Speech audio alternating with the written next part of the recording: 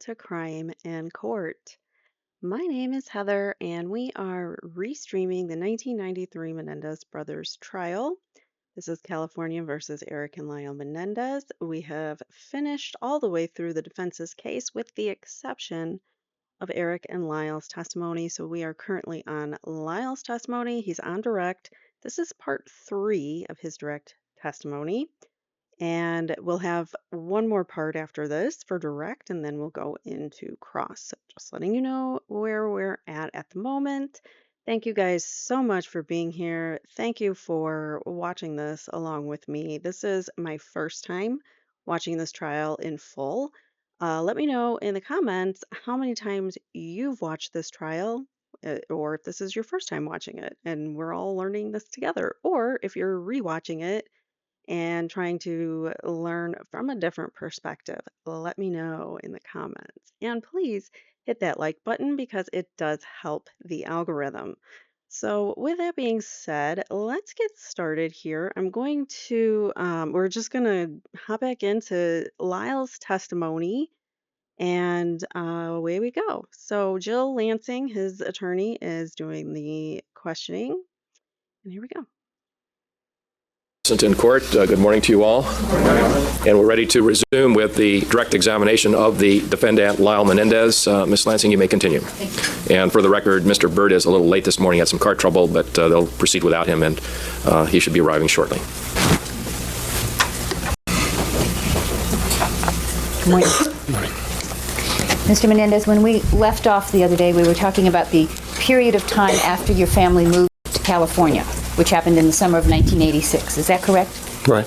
And from the time that your family moved to California until August of 1989, were you regularly in contact with your family? Mostly over the phone. And during that period of time, was the contact pretty much the same, or did it change? There was more at one time, less at another? There was less. You mean physical contact? No, telephone contact we're talking about now. It was the same. And how often would you talk to your father every week? 2 or 3 times a week. And would these be short telephone conversations, or would they be long? Usually pretty long, describing everything that was going on that day or that week. When you say pretty long, how long do you mean? I mean, is long to you 10 minutes or a half an hour? Or? Like an hour and a half, hour. And you told us earlier about how you, when you were younger, had to report at the dinner table in a very detailed manner about your day. Do you remember telling us that? Yes. And is this the same as these phone conversations with your dad during this period of time, or was it different? It was the same, but a little more detail as to what was going on since he wasn't there. And what type of detail would he ask you about? Just exactly who I was in contact with, much more detail about my actual classes, school work than we did when I was in high school, and he pretty much didn't care as much. More detail as to who I was and whether I was spending my time at Terry's, what friends I had around me or not, how much time I was devoting to different things. A little more detail, I think. Did he continue to question you about your tennis game? Yes. And with the same degree of detail that he had before, or? The same, yeah. And during this period from 1986 to 1989, how often would you speak to your mother on the phone, on an average?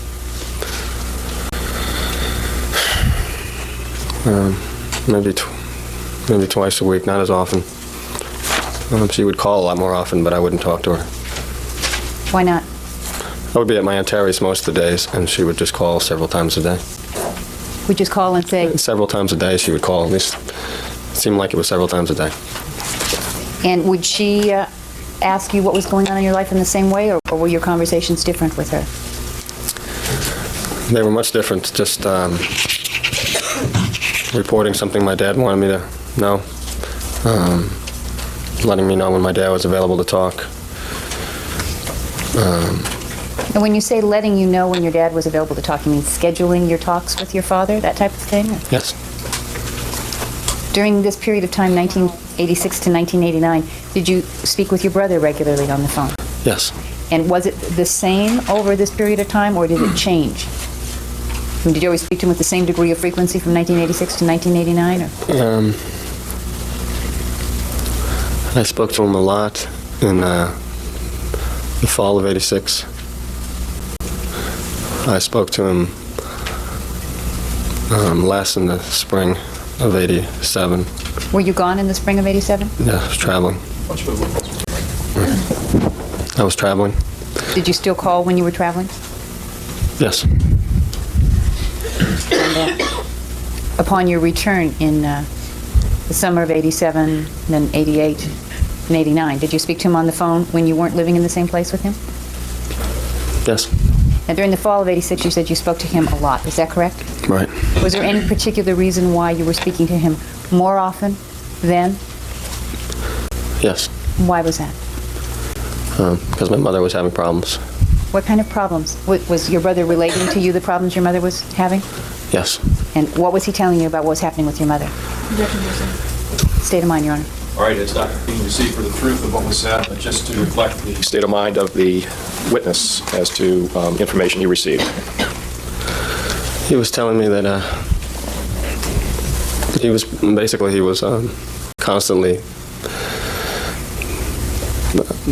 I would say, hysterical times, crying, very nervous, continually telling me about my mom's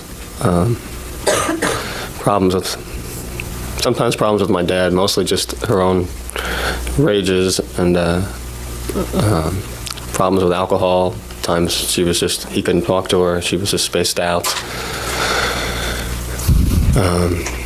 He would tell me bizarre things.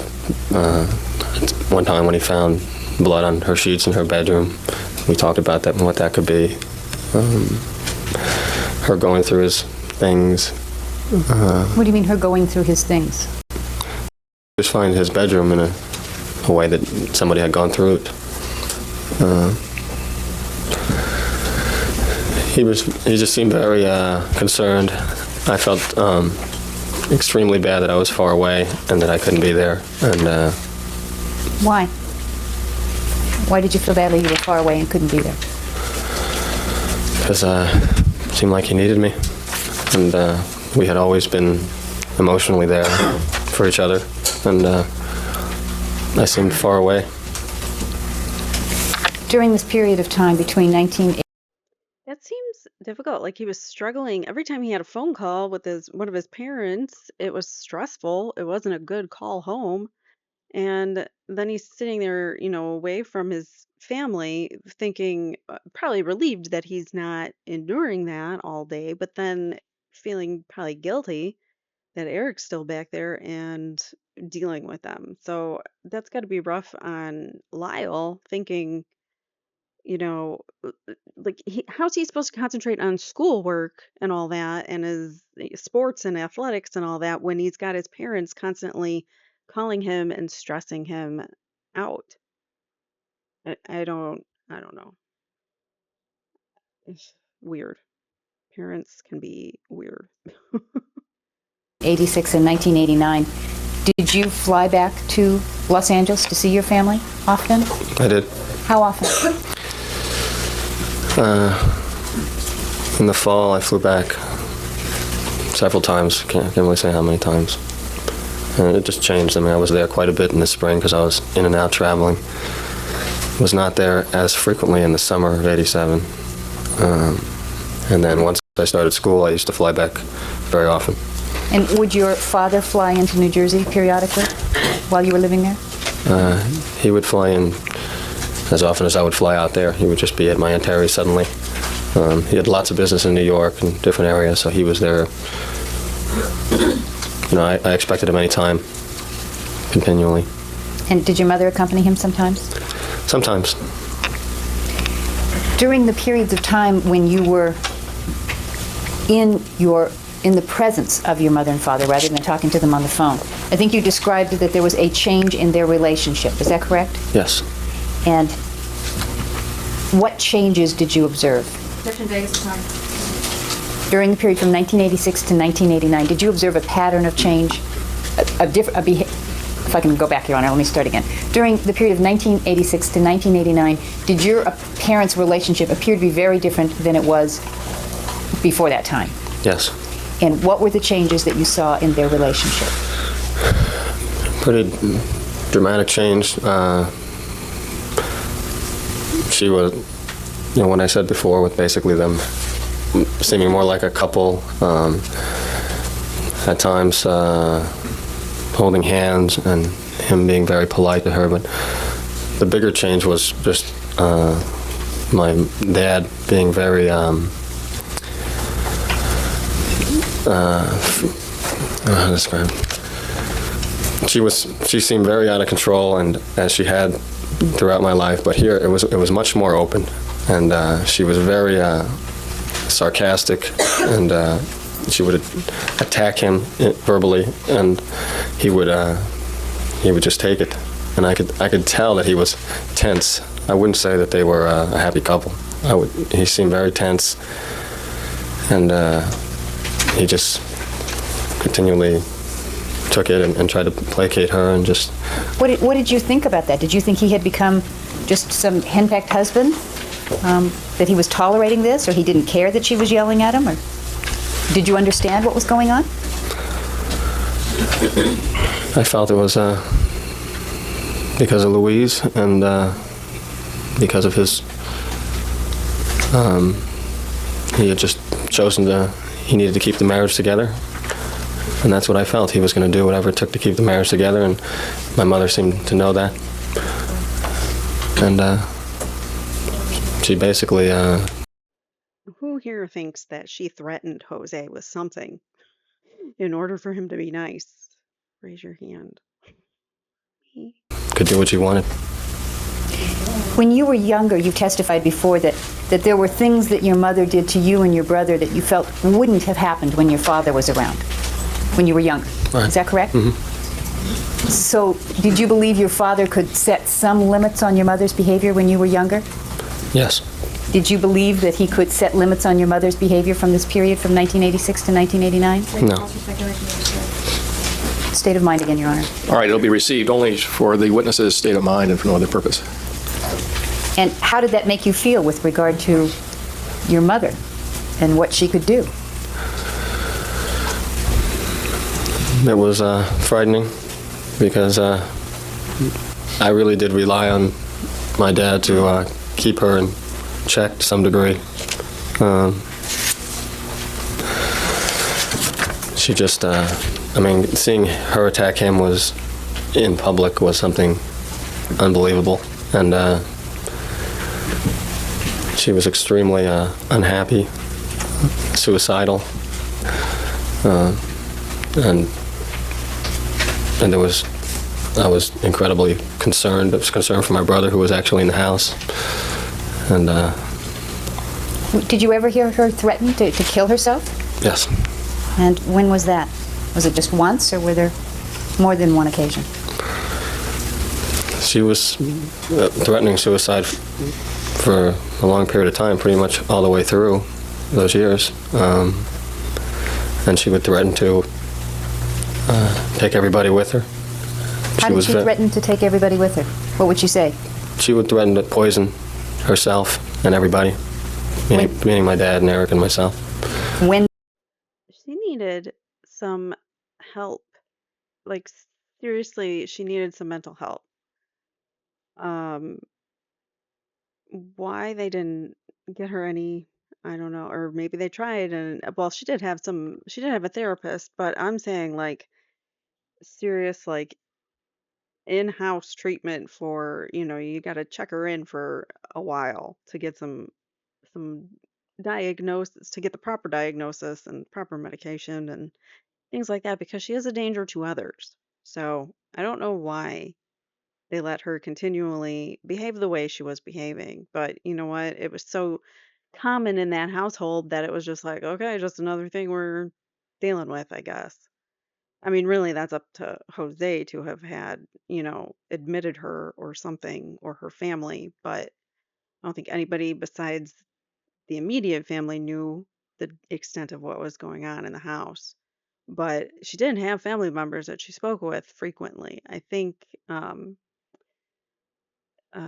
if it was possible, they should have. And I'm not blaming them. I'm not blaming them at all. I'm saying, like, now with hindsight, they should have probably admitted her for some kind of mental health treatment, even if it was involuntary, because I really believe that she could have benefited from that. And by being off the streets and stop threatening and harassing her own children and husband. When did she make these threats to poison herself and everybody else? In 1987, and then in Beverly Hills, What house were you living in 1987? in the Calabasas house, the rental house. Do you have specific memories of those conversations in that house? I remember the screaming and the threatening, and my dad saying that he didn't trust her, and to the point of, at times, refusing to eat the food that she had served, and that we actually would leave. How would that happen, that he would refuse to eat the food that was served? He would just suddenly, right before the meal was about to be served, tell Erik and I that we were going out to eat, and my mom would, the time I remember there, my mom would be furious, and basically he just said, "I don't trust you," and he wouldn't say any more than that. And I would ask my dad why he felt, it was crazy because there were days, obviously we ate at the house, but there were just some days when my dad felt she might do something based on the way she was acting that day or things they had said. He wouldn't tell me, but that's what I figured. So we would all leave. So how would you know when it was okay to eat the food? And we would just rely on my dad.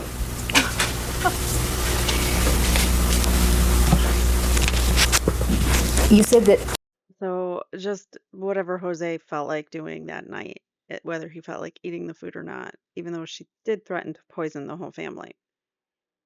So I wouldn't trust her cooking. She was clearly unstable, so she could have done it.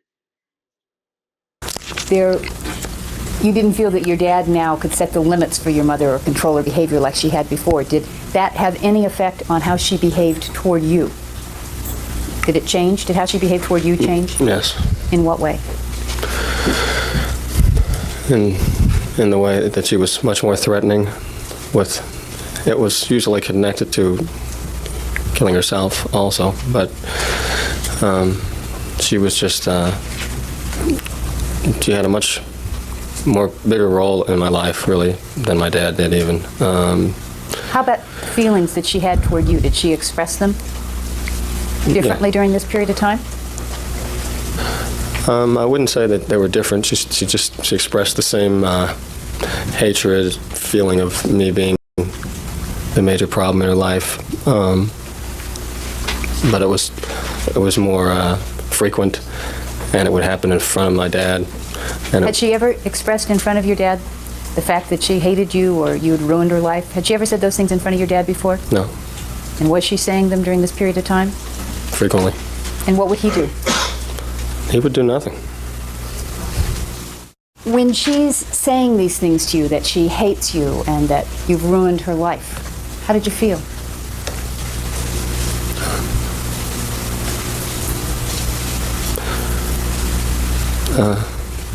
I felt just confused, and Did it hurt? Yeah, it hurt. Did you told us the other day that when your brother told you that he'd found a suicide letter, you talked to your mother and told her to leave your dad and to come live with you. Is that correct? Yes. Why did you do that when she had behaved this way toward you all your life?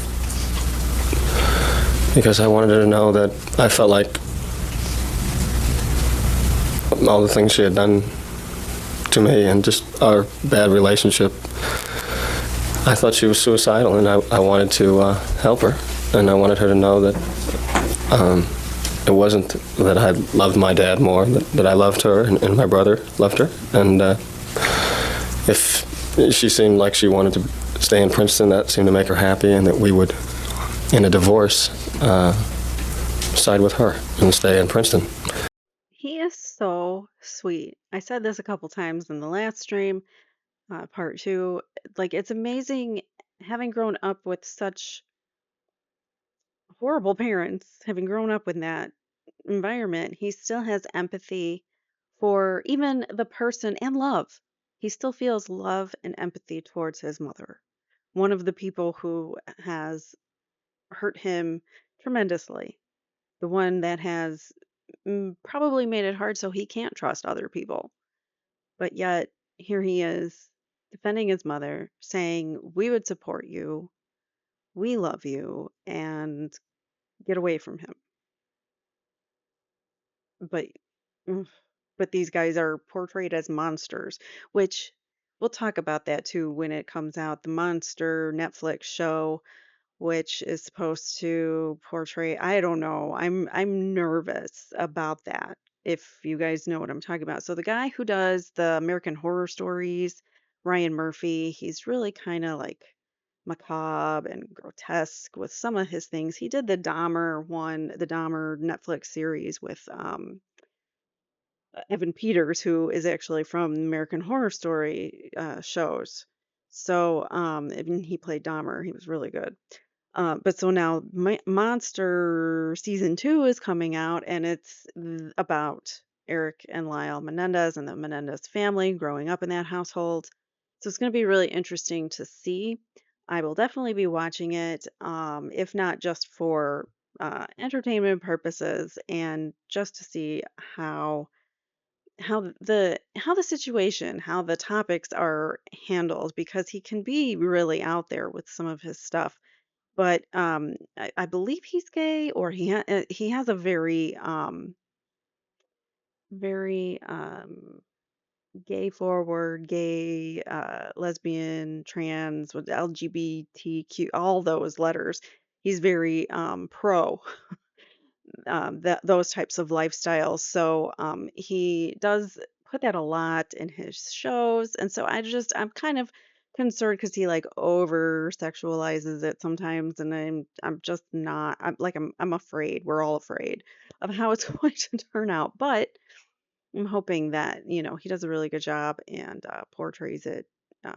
Portrays the boys in the light that they are not monsters, and Kitty and Jose were the monsters because I think they were the real monsters. So I'm hoping that that's kind of the angle that he takes with it. But we'll see. So I'll keep you guys up to date. I don't know exactly when that's coming out, but we've seen they did play a trailer, or I'm not gonna play it on here because I'll get copyright struck. But there is a trailer for the Netflix Lyle and Erik. It's called Monsters something. I don't know. Anyways, sorry, I didn't mean to get on off track there, but I was just concerned about how they would portray these sensitive topics about the SA in the CA, excuse me, just because it is, it can be so taboo, and it still is today, I think.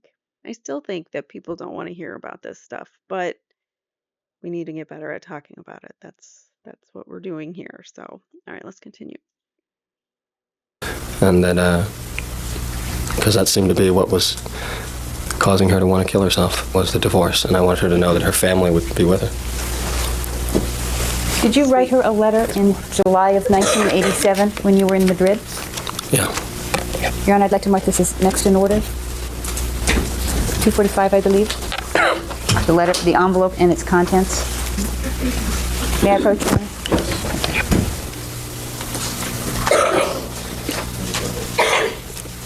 Mr. Menendez, I'm showing you the envelope was marked as 245. I'd ask you to recognize that. It's a letter I sent to my mother. And is there a postmark on it? July 14, 1987. And where is it from? Madrid. And inside is a one-page letter with writing on both sides. Do you recognize that letter? Yes. And would you read for us just the first few lines? The first 6 lines. Hi, Mom. How are you? I hope you're all right and hanging in there. I often worry about you. You're the only mother I have and would want. Made any new friends? Done anything interesting? I hope so.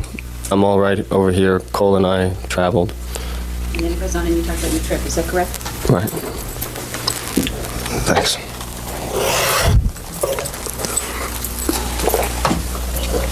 And would you read the last paragraph? I hope everything's all right at home with Dad and Erik. I miss you all. I miss you all. I will write very soon again, so check the mailbox. Love you, Mom, Lyle. When you wrote that letter to her, were those true feelings? Yes. Do you love your mom? Yes. Were you worried about her? Yes. Did you continue to try to reach out to her during this period of time? I tried a few times and tried to let her know that we loved her, but she never acknowledged that. You told us the other day about an incident in which He said she would never acknowledge that. I would tell her that I loved her, but she would never acknowledge that. His mother. she showed you the pills she was taking. Do you remember that? Yes. When did that conversation take place? At my Aunt Terry's, and I'm not exactly sure when. Do you know what year? Can you remember?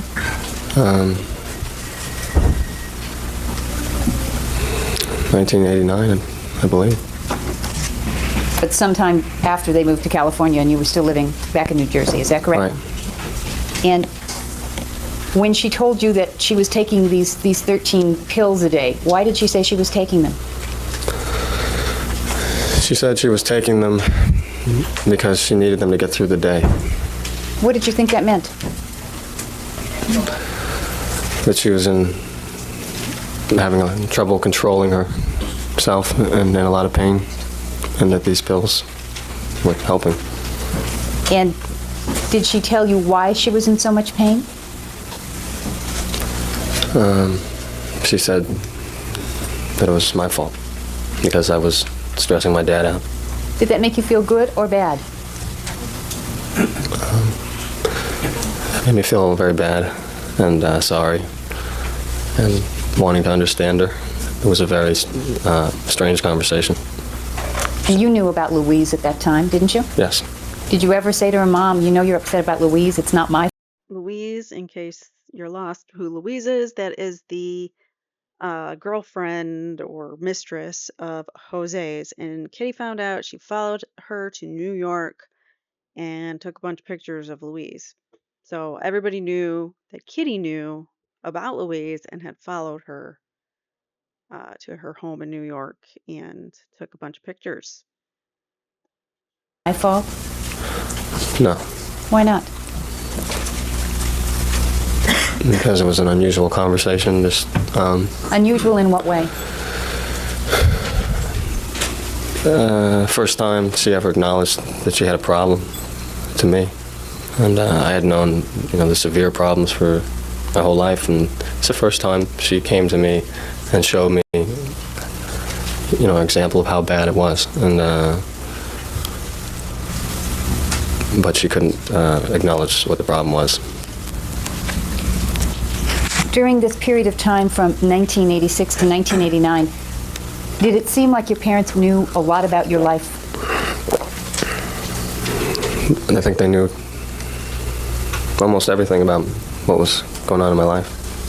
And is this partly because of all the telephone conversations and seeing each other so much and you being asked all these questions? Partly, yeah. And is it partly because of something else? Yes. Did you later find out that they were doing something that would give them more information about you and your brother? Yes, the phones were tapped, my brother's phones, and the house phones, How did you find that out? afterwards. How did you find it out? Did you hear something? Yes, I saw the tape recorder plugged into the wall, and I also listened to some of the tapes of conversations between my brother and I, and my brother and his friends, anyone who had called the house. You talked about the fact that during this period of time, I can't even imagine. Like, okay, my mom and I had, personality clashes growing up and all that, but she never listened in on my conversations, and she totally respected my privacy. And for that, I am super grateful. And I just, I love that, I could keep a diary and not worry about her going and looking at it because she always said, that's none of my business, and I'm going to give you guys your privacy and your space. So to now know, like, these boys had all their phone conversations recorded, and then to like hear them back, or even your conversation with your brother. What if you were talking about your parents? You're gonna get in trouble for the things you say. That's not cool. Parents, don't bug your kids' phones. Time your father seemed to have lost control over your mother. Is that correct? Yes. Had he become somebody who was weak and frightened and had no power? No, my dad was never weak. Would your dad talk about his business dealings during this period of time, 1986 to 1989? Yes. And what information did you have about what was happening with the company that he had taken over? Had he done a good job with it or a bad job? Oh, he'd done a remarkable job. The company was a shambles. He came in and fired a great number of people and cleaned up the company's act, and very aggressively took it to be a profitable company. And he was making millions of dollars doing this, and they was making everybody money, and it was just getting bigger and bigger. And everybody thought he could do no wrong. Was he kind-hearted in his business dealings? Sustained. Would he talk to you about the things he did in business? Yes. And did you have an opportunity to observe how he operated in business from the time you worked at the company? Yes. Was he kind-hearted in his business? No, he was ruthless. Objection, irrelevant.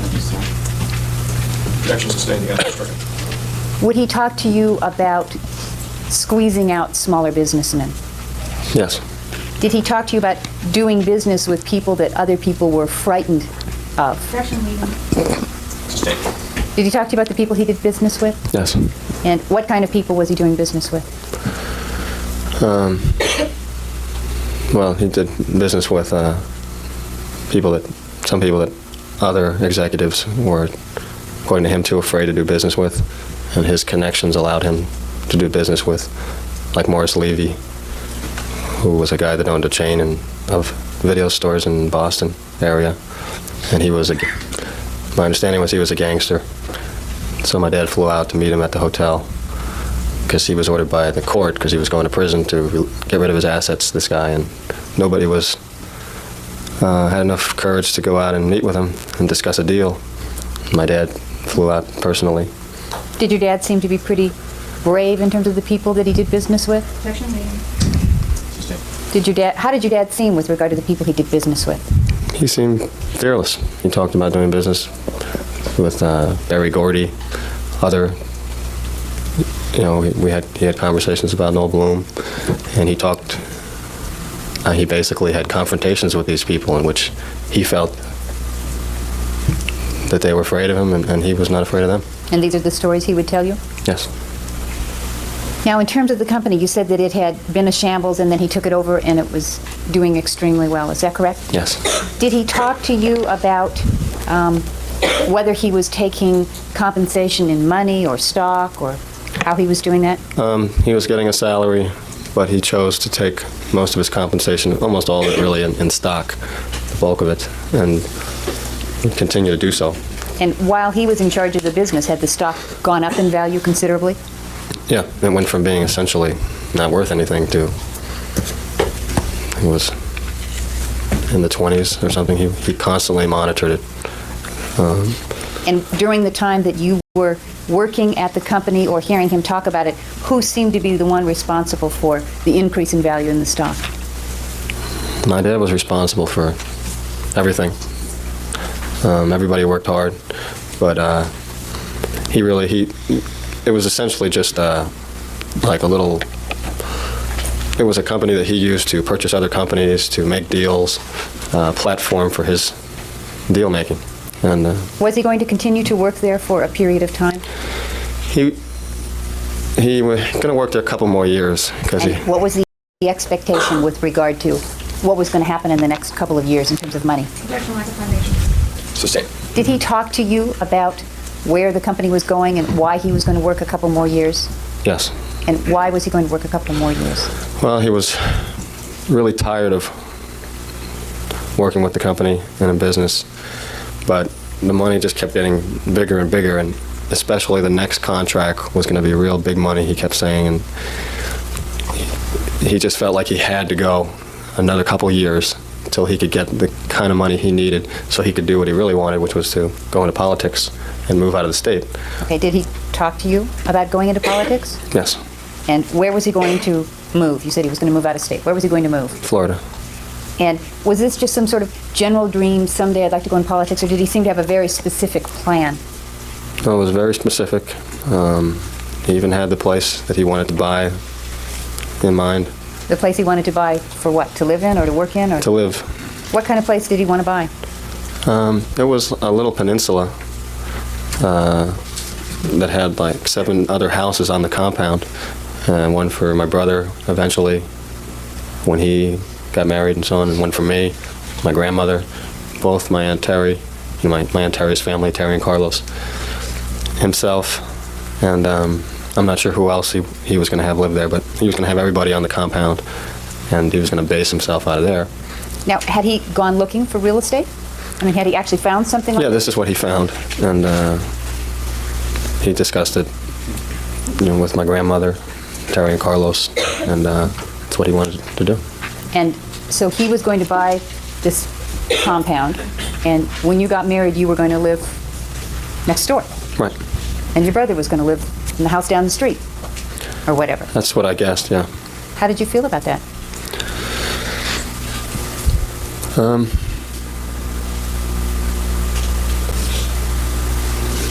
I didn't really feel one way or the other. I kind of was thinking about school and tennis, and I would just live where my dad lived. And that was, it sounded like a incredible place, and that was fine. You know, when your dad was talking about going into politics, was he also talking about you going into politics? Yes. And in the summer of 1987, did he make a decision about your personal appearance that was based on the idea that you were going to go into politics? Yes. Is this something that's hard for you to talk about? Yes. Can you tell me what the decision is your dad? Well, let me go back. Had you started losing some hair earlier in your life? Yes. How old were you when you started noticing that you were losing some hair? Like 14. And did some people tease you about it? That's way too early to be losing your hair. That's stress. That's got to be stress related or a medical issue to make your hair fall out when you're 14 years old. Yes. Maybe hormones, I don't know, but I would think more so stress. And who is it that teased you about it? Mostly tennis coaches. Occasionally someone at school would say something about it. I was losing very little hair, but it still was disturbing to me. And did you talk to your dad about this? No, not back then. You weren't bald at 14 or 15, were you? No. So you were just losing a small amount of hair? Yes. And in the summer of 1987, did you and your dad have a conversation about the state of your hair? Yes. And what was that conversation? He felt that he wanted me to go into politics, and that I would be going to Princeton in the fall, and that's where I would meet a lot of my contacts. And he felt that I was going to, even though it wasn't very noticeable at that point, that I would probably continue to lose my hair, and that it would be a good idea to maybe right now, before I meet these people at Princeton, to get a hairpiece. And did you do that? And I did. How old were you? I think I was 19. And what did they have to do to give you a hairpiece? They I had lots of hair, so they shaved my head. Your whole head? Just the area where the hairpiece went on. And what area is that?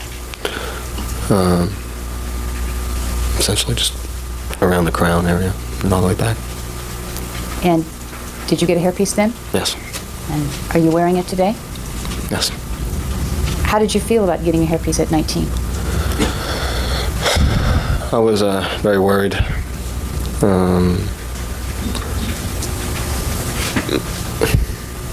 Mostly for superficial reasons like dating and stuff. I had a girlfriend at the time, and I was glad for that.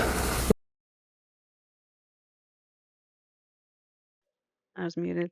By the way, he rocks the bald look in prison now. He has just embraced it, and it looks good on him. I'm glad some people just embrace the bald. Balds can be beautiful, so just embrace it. Because I was concerned about dating and, just jokes, people finding out. But my dad was pretty insistent that it was the right thing to do. So I did it. Did you tell your brother? No. But I think he knew I had something done. Something done like what? I don't know, some kind of, he couldn't tell I had a hairpiece, but he could, my hair was a little fuller, because I wasn't losing my hair in the front, it was kind of like in the back, and across the middle. I just obviously had fuller looking hair, and he commented on it a couple times, and I didn't tell him anything. During this period of time, the 1986 to 1989 period, did your dad continue to have a lot of control over your life? Yes. And did he continue to have control in a very forceful way? Yes. And in the spring of 1987, did you have a coach named Robbie Klaus? Yes. And did Robbie Klaus have a conversation with you about something your dad had said to him? Yes. Where did this conversation take place? In Florida, at a tennis tournament. And what did Robbie Klaus tell you? That my dad had threatened his life for suggesting that I become a tennis pro and maybe not postpone school. And Robbie said he had never said that to him, but that my dad said he was hearing that. When you say Robbie said he'd never said that to him, what do you mean? Robbie told you he'd never told your dad what? He'd never made that suggestion to my dad. Oh, that you drop out of school to go on the tour? Right. Okay. But he just said that my dad had threatened his life with my mother sitting at the table. And he was petrified. And he basically wanted to let me know that because he was concerned for me. And he thought my dad was totally crazy. He was afraid. Did you tell him, Dad just jokes a lot, don't worry about it? No, I told him that my dad doesn't joke a lot about those things, and you should just relax and go home, and I'll be all right. And that was the last tournament we were going to do together because he could not coach me anymore. He was just couldn't coach me. He was too afraid. Well, did you tell him that that he shouldn't be afraid? No. If my dad felt that he was suggesting that, and I felt my dad could do something to him, I wasn't sure. So I found it. I didn't know what to think. I just felt that the guy was very shaken by it, and I felt very bad for him, because it was humiliating for him also. I just tried to say that that's just the way my dad is, and he should just sort of not coach me. It's fine. It's okay with me. It was a sad meeting, but it was also very tense, and I didn't really say much to him. How did you feel? I felt myself. I felt very shaken, shocked. I was also, my feelings were more. This is really the first time that I realized that I wasn't going to be doing tennis, even after school, that my dad was going into politics, and obviously when we discussed the hairpiece, then I knew for sure. But at that point, you know, I had the year off, and he had hired the coach, and we were spending a lot of money traveling around, and he just wanted Robbie to hang out with me till I went back to school. Is basically what was happening. Did you have a tournament to play right after this conversation? Yes. Yeah, then we had the satellite tournament. What'd you do? We had the conversation the night before, and I was just a wreck, and he was, you know, in the same condition, and I just couldn't play. I didn't want to play either. So I played through the first, I think I got through the first set, and then I just told the guy I can't play. And to report the scores, because I knew my dad would verify that I lost or not. So I made sure he reported the scores rather than default. And then when that was it, I just withdrew from the tournament. Had you ever done that before? No. Had you ever seen anybody else ever do that before? No. Why didn't you just default? What would happen if your dad found out you defaulted? Well, I didn't just default unless I had like an injury where I was incapacitated, couldn't play, and my dad saw that. So I had to play. I played injured, I played sick, so I couldn't just default. And he did eventually take my brother to a tournament in that area, I believe for Easter Bowl, and they passed by and they saw the score sheet, and he was able to tell me who had eventually won the tournament. So he had checked up on you? Yeah. Well, what would happen if you just defaulted? What if you said, you know, Dad, I was really upset about your conversation with Robbie, and I couldn't play. Why couldn't you do that? I didn't do it because we had you know, he had physically hurt me when I didn't do things his way, and I just felt that he was extremely tense during this whole period of time because of my mother. It just seemed much more volatile than usual, and I wasn't gonna really press any issue like that. You were 19 years old at the time? Yeah. You told us that you were suspended from Princeton and then returned in February of 1989. Is that correct? Yes. And when you went back to Princeton, was there some arrangement made about the room you were to have? Yes. And what kind of room were you supposed to have? We had requested a single room. When you say we had requested, did you request it or did somebody else? No, my dad requested a single room, and he had expected that they would grant that, and they usually did, supposedly. When you got there, was the single room available? No. I think they had tried to give me a single room, but it was like in a 7-man area where the 7 people lived. And somebody had just moved out that lived in a single room in that little area, so I guess that was supposed to be mine. But since I was coming in mid-year, the boys had rearranged their rooms, and somebody was already in there. What did you do when you found out the room you were supposed to have wasn't available? I called my dad. And Why'd you call your dad? situations like that, I always call my dad immediately. It's better than him finding out another way. How old were you? I was 21. So you called your dad and said the room I'm supposed to have is not available. Right. Did your dad give you some advice?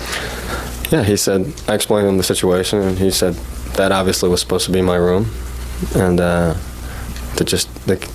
boy was off on a crew training trip with the crew team. So my dad told me just move the guy's stuff out. Did you want to do that?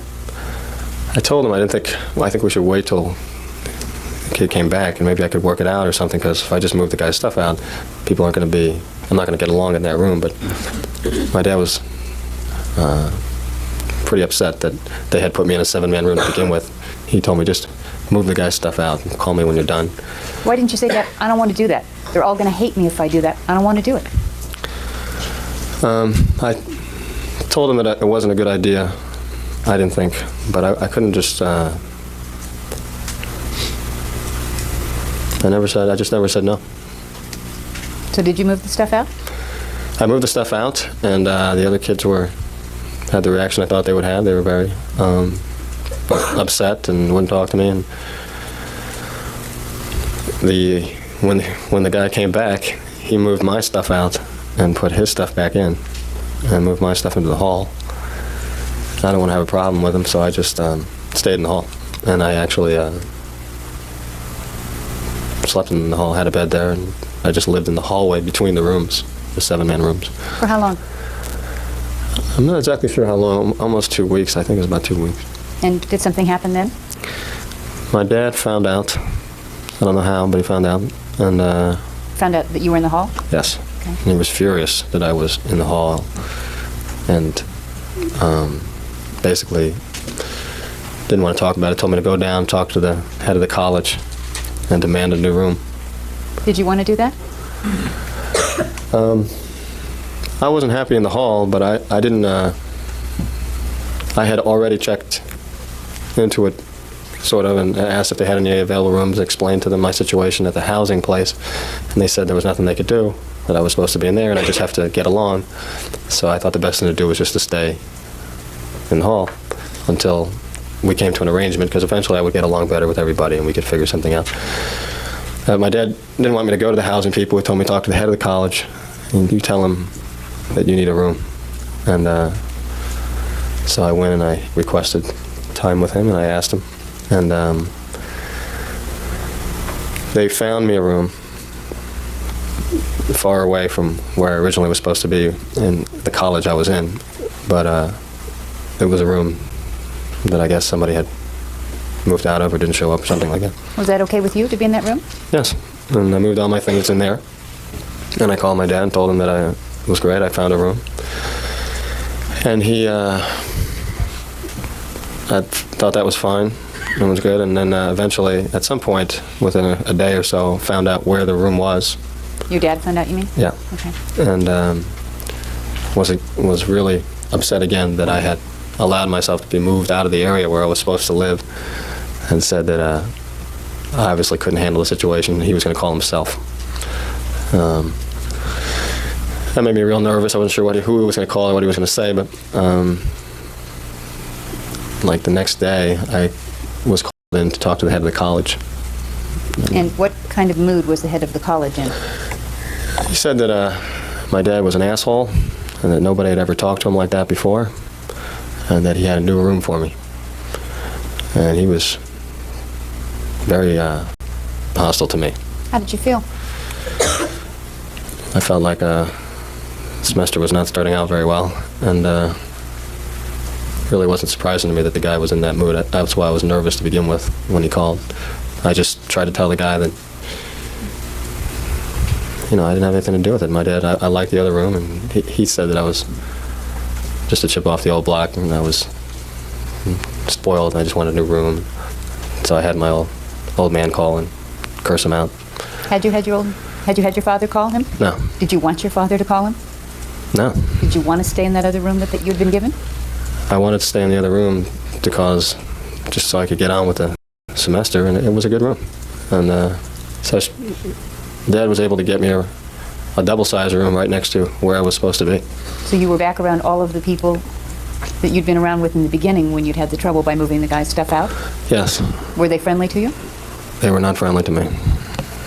Were you happy your dad had interfered in that way?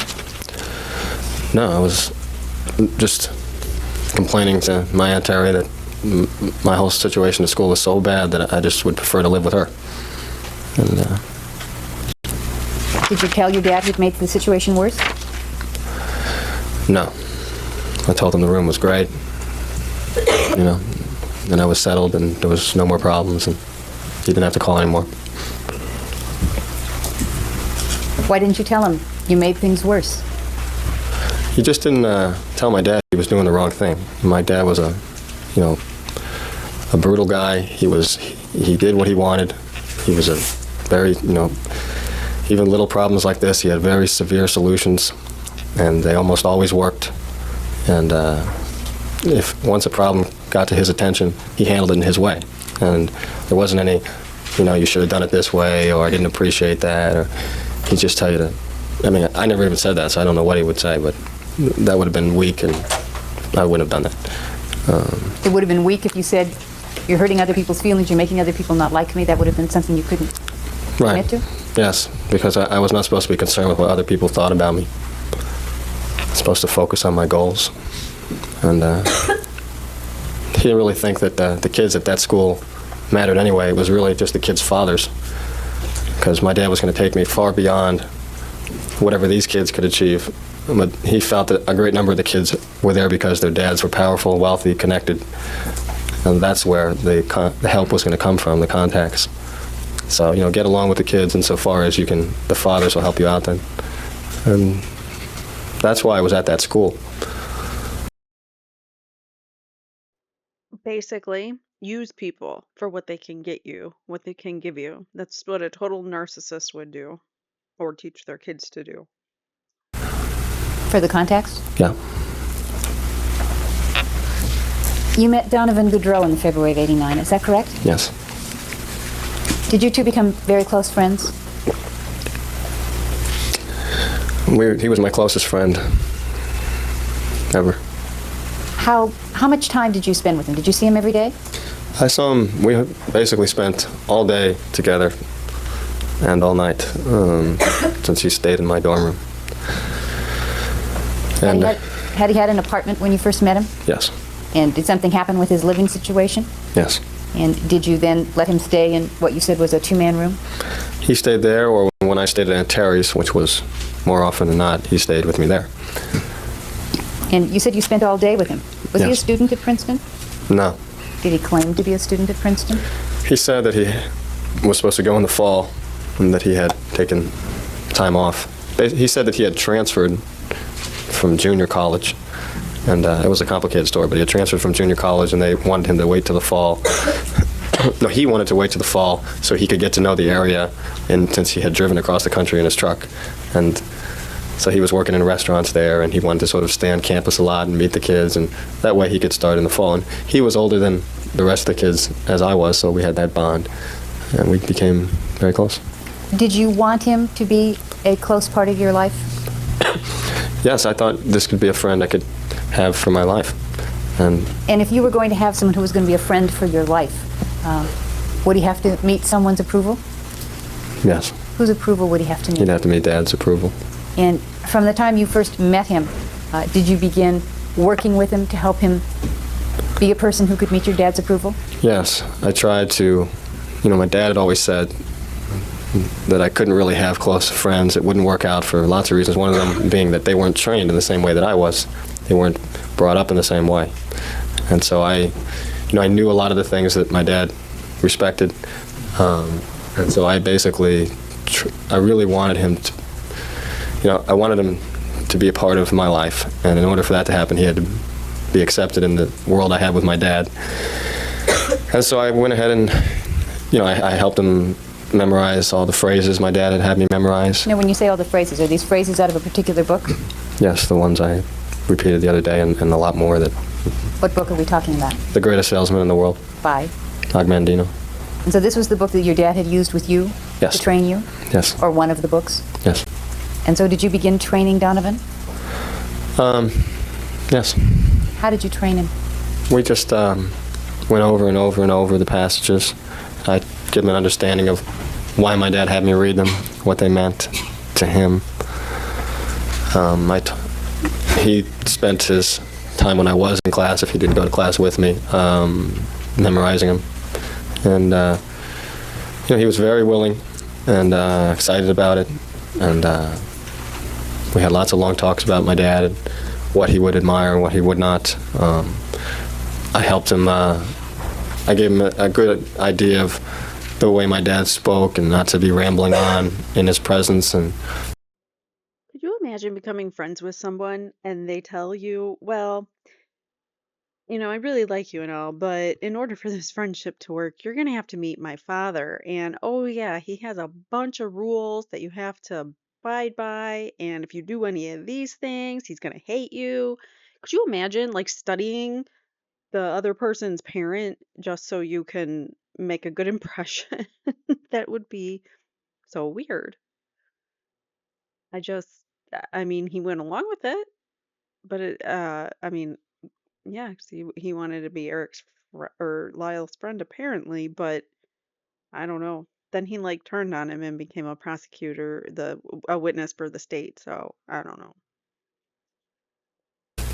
how to get an indication of when the atmosphere changed in the room, and he would want him to be silent because my dad was very fiercely critical of people, and especially my friends. I'd never had a friend that even came close to his approval. But Donovan was very bright and very excited about this, so I thought it could work. What did you mean when you said to be able to sense the change in the atmosphere in the room? He,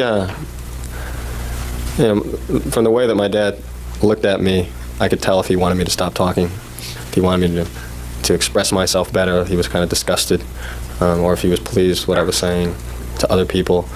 By the way his hands move, if he wanted you to stop, or obviously there were all the signals for tennis, but even outside of tennis, there were all kinds of cues. Nodding of his head, just the way he said my name, for me to act in certain ways. And I wanted Donovan to sort of get used to that, because if in fact I was going to be working with my dad through my life, and I wanted him to be a part of that, he would have to get used to my dad's behavior, which was very difficult. And that's why in my dad's business he had brought people from New York who had gotten used to his behavior. And so I worked with him in this way, and he seemed to understand what I was talking about. At some point, did you bring him to California to meet your dad? Yes. And did you have particularly intensive training sessions with him before the dinner with your dad? Yes. We prepared for the dinner talks, which were going to be the most grueling part. And I didn't think, I knew he had never had dinner conversations like this before, and I just wanted to prepare him as best I could. How did you prepare him? What did you do? We just played I played my dad, basically, and tried to grill Donovan in the way I thought my dad would, with lots of sharp questions and going back constantly. They did role-playing exercises in order to get Donovan comfortable enough to talk to his dad, to prepare him to talk to his father. Like, who does that? Whose parents are that bad that you gotta get the approval from? Oh, it's gonna get loud. Constantly to the things he had said, and we spent an hour or so doing this, and Donovan answering the questions, and I would explain to him how to do it the way I did, with very short answers, very polite, not open yourself up to being attacked by him. All right, let's take our recess, and ladies and gentlemen, we'll resume at 20 minutes to the hour. Don't discuss this case among yourselves or with anyone else, and we're... It's too far. For the dinner with your father. Do you remember? Yeah. We left off, we were talking about the preparations for the dinner with your father. Do you remember? Yes. And did you subsequently have dinner with your father, with Donovan? Yes. And what happened? We had dinner, and he grilled him in the way that I had told Donovan he would. And what kinds of things was he asking him? he was asking him mostly personal questions in the beginning, like where he was from, why he was going to Princeton, why he wasn't going that semester, what were his reasons for waiting, did he have any family, what did his dad do, just lots of different personal questions, and then wanted to know what he thought about life. What was his basic philosophy of life? What do you want to do with his life? He was going to go to this particular school. What was that going to do for him? And he would be jumping back and forth between subjects, like I had expected. And Donovan didn't do too well. How did you feel while this was going on? I was very nervous, and Donovan was just pale from being nervous. And why were you nervous? Because I thought that he wasn't going to do well, and my dad was going to tell me that I should get rid of this guy as a friend, because he was wishy-washy, and Donovan was a very soft guy, and I knew my dad would sense that right away, and that would be a strike against him. And so Donovan really needed to be forceful in these conversations, and he really wasn't doing that as well as I'd hoped. And basically, my dad said to me afterwards that this guy seems real weak. And how did you feel when he said that? I felt like he was going to tell me to stop hanging out with him. Weakness is a big deal with Jose. Any signs of weakness, chop it off, get rid of it. Don't show any signs of weakness. So this young gentleman who just wants to be friends with his son comes into his home and gets grilled worse than an interview. And could you even imagine going through that? Put yourself in Donovan Goodrow's shoes. Like, you must really have liked Lyle to have done that because not too many people would probably go for a job interview, a friendship interview with another person's parents. That's crazy. You were 21, is that right? Right. Why couldn't you tell him, I like him, I can pick my own friends? For the same reasons I said before, just didn't say that to my dad. And he really didn't say that to my mom either, but for different reasons, my mother would just get enraged and completely go off. My dad would be very short with you and just dismiss you. And I needed my dad, and my relationship with him was strained and a lot of painful things, but also he was there to help me in my life, and he kept me up. He kept me going at times when I was very depressed or down or distracted. And nothing seemed really worth it to press the issue on to the point of, my dad could just summarily dismiss me from his life at some point. Yeah, you didn't want to poke the bear. You leave the bear alone. And I didn't want that to happen. Why not? I loved my dad, and I wanted to be a part of his life. Even though he was going to be making all the decisions for you?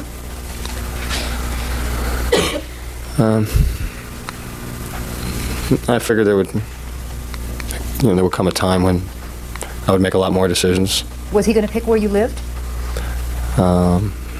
Assuming we went to Florida and we did what he wanted to do, yeah. Was he going to pick what career you had in the future?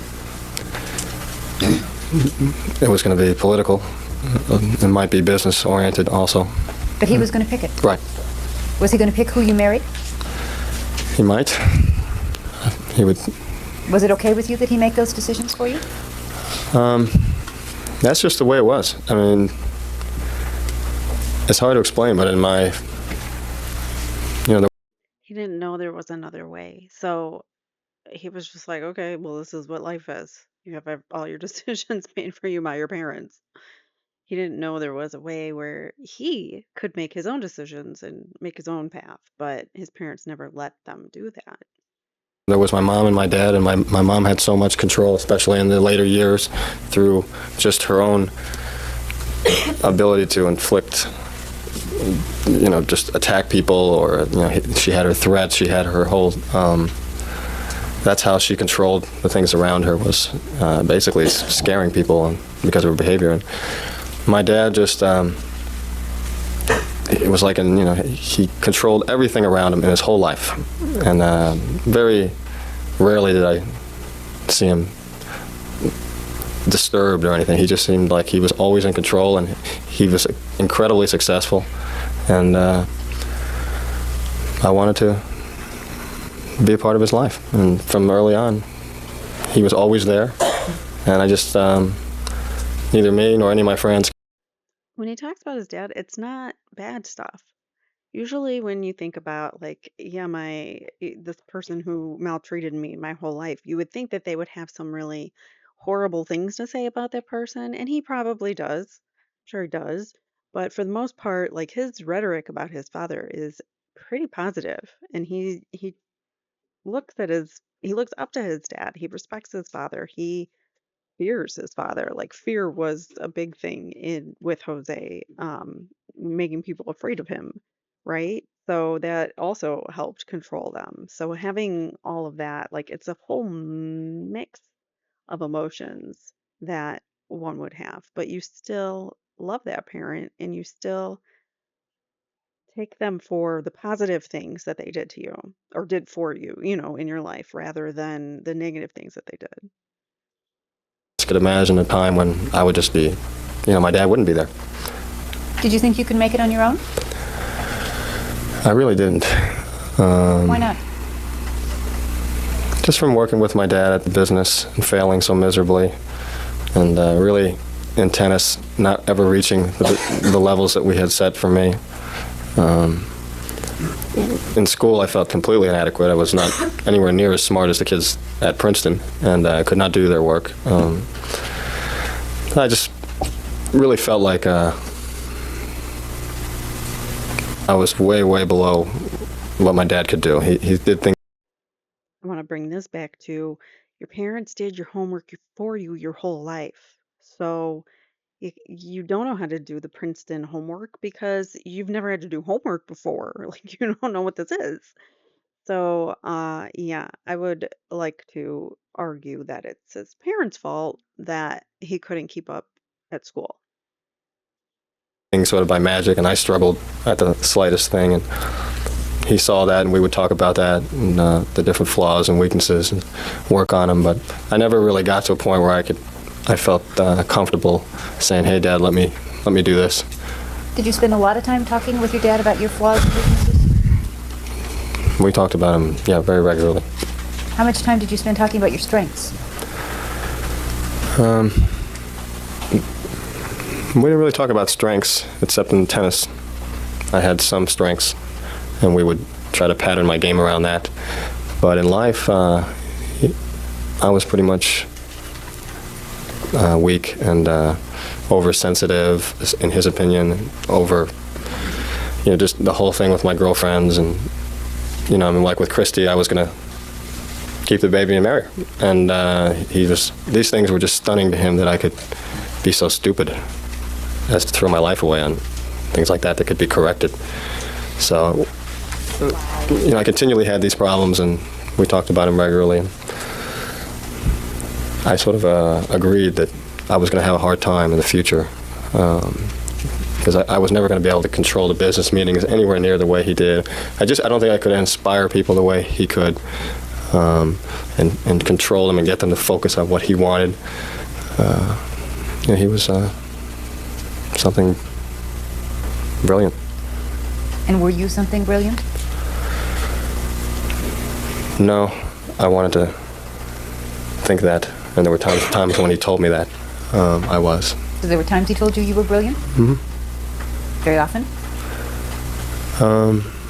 No, I really remember one time at my Aunt Terry's when we had a big, long conversation about these issues and about the fact that I could never be what he wanted, and I could never be as good as he could.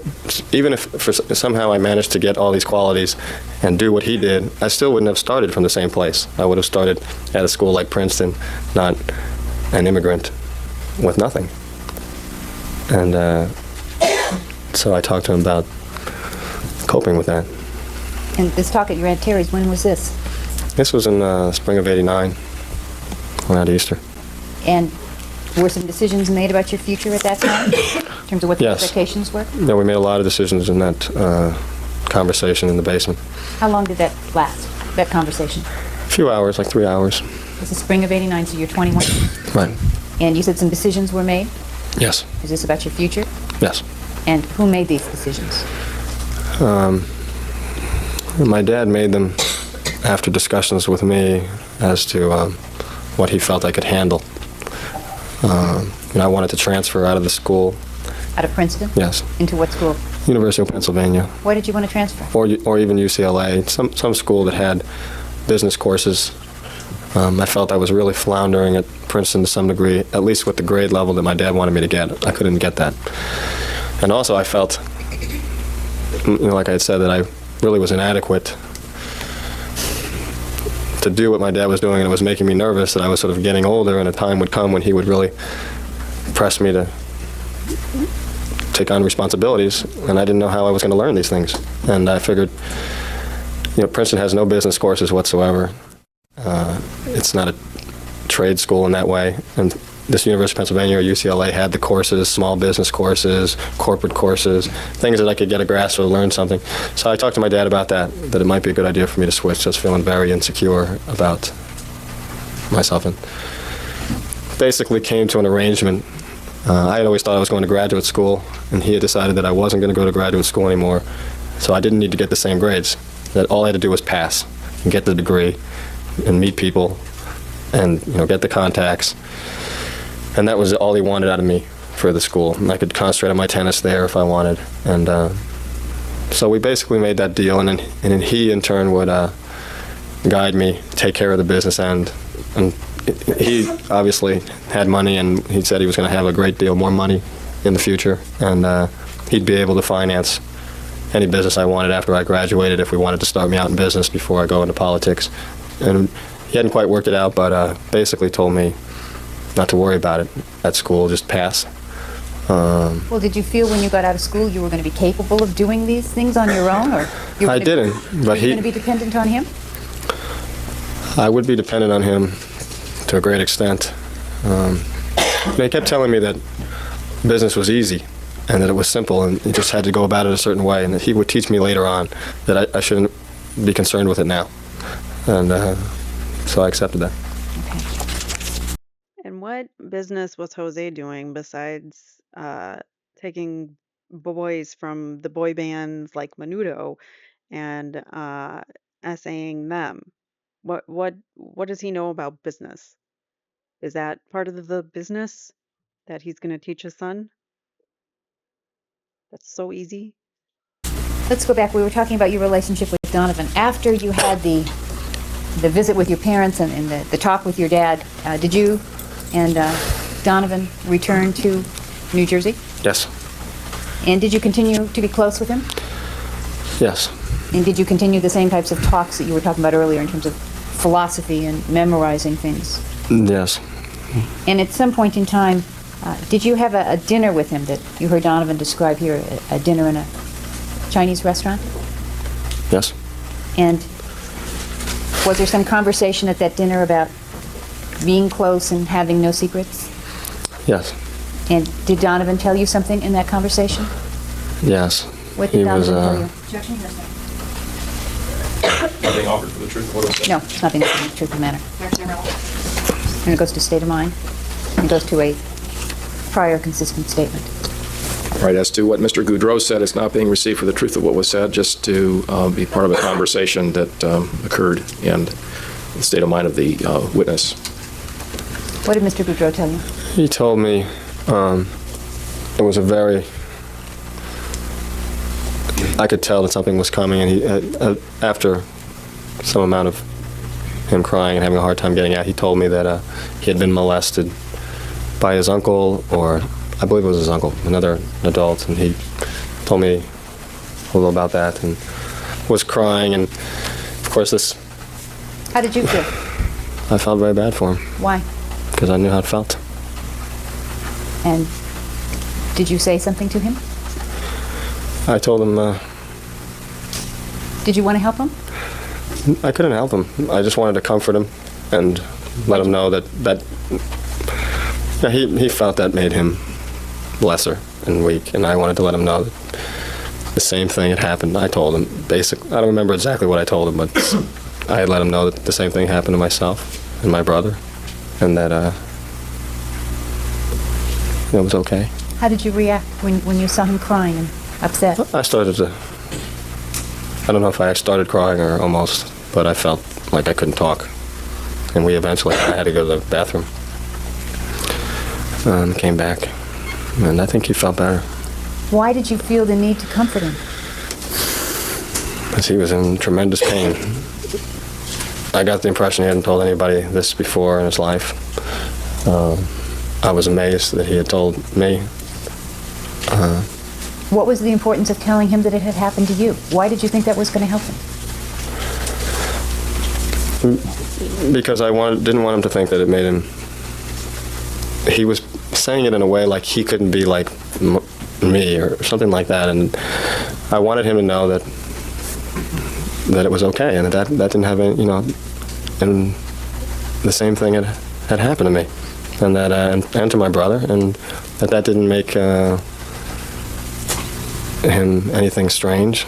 Did you feel that about yourself, that what had happened to you didn't make you anything strange?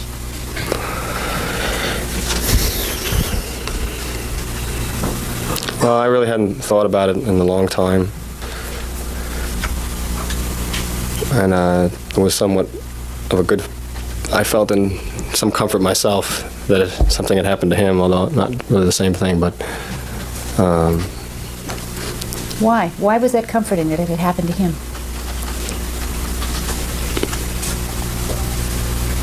I don't know. Why hadn't you told people? Had you told people before this that you remember, except your mother? Why hadn't you told anybody before?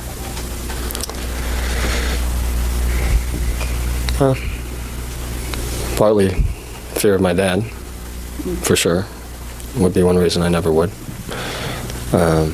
But also, I was already feeling like an overly, I had stuffed animals, I had these problems with the girlfriends, and I felt so much lesser than my dad.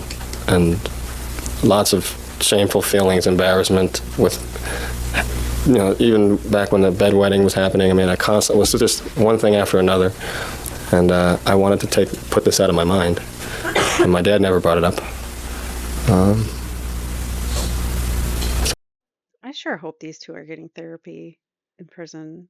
I don't know if that is a thing, but it should be for all inmates. I didn't ever tell anybody. Was it a painful memory?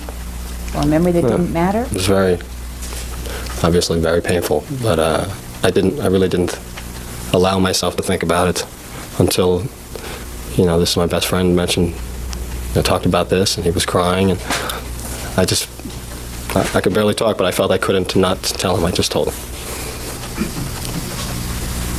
Did you do it for him or to make you feel better? I think I did it for him. Did it make you feel better to tell him? I think we both felt a lot better, for sure.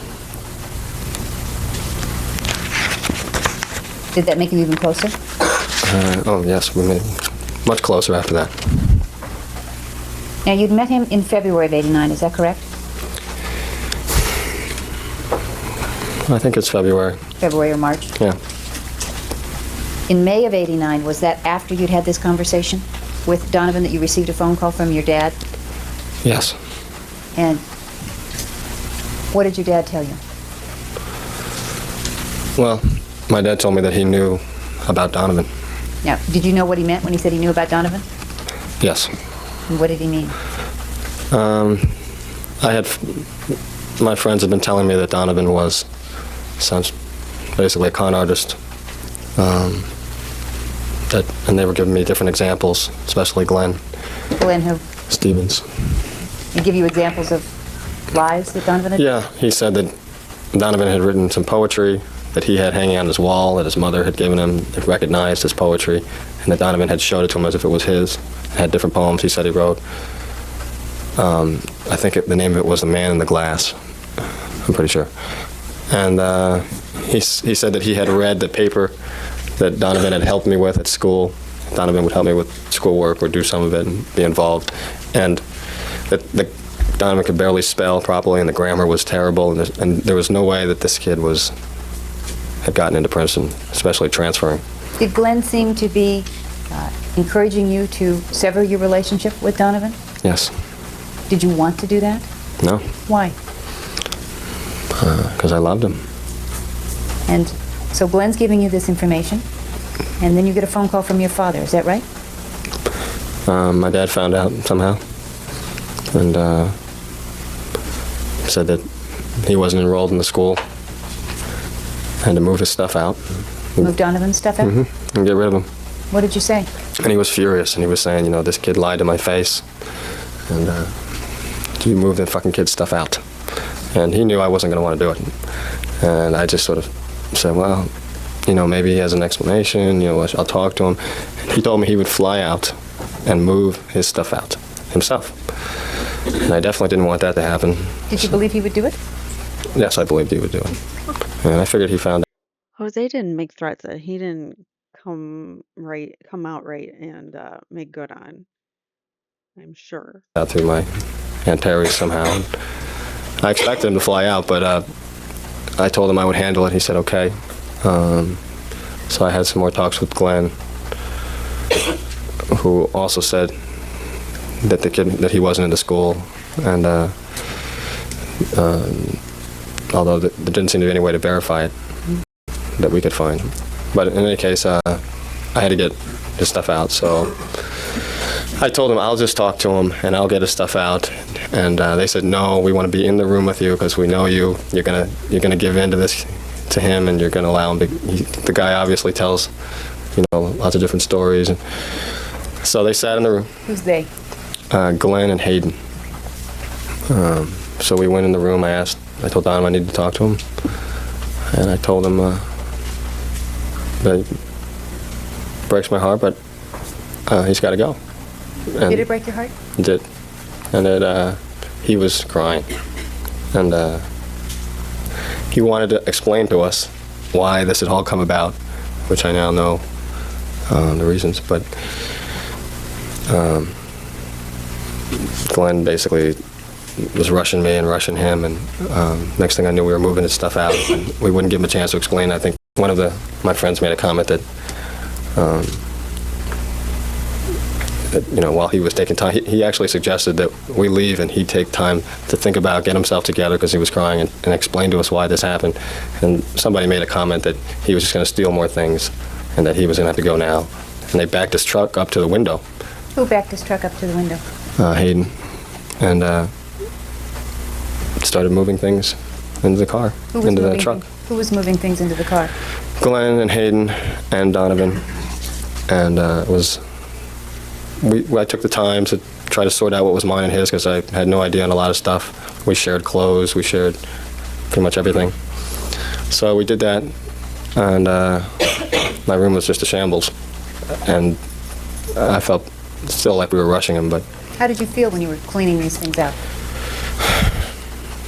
I was losing the one friend I had, and I really felt in a way that was going to be inevitable after the conversation in California.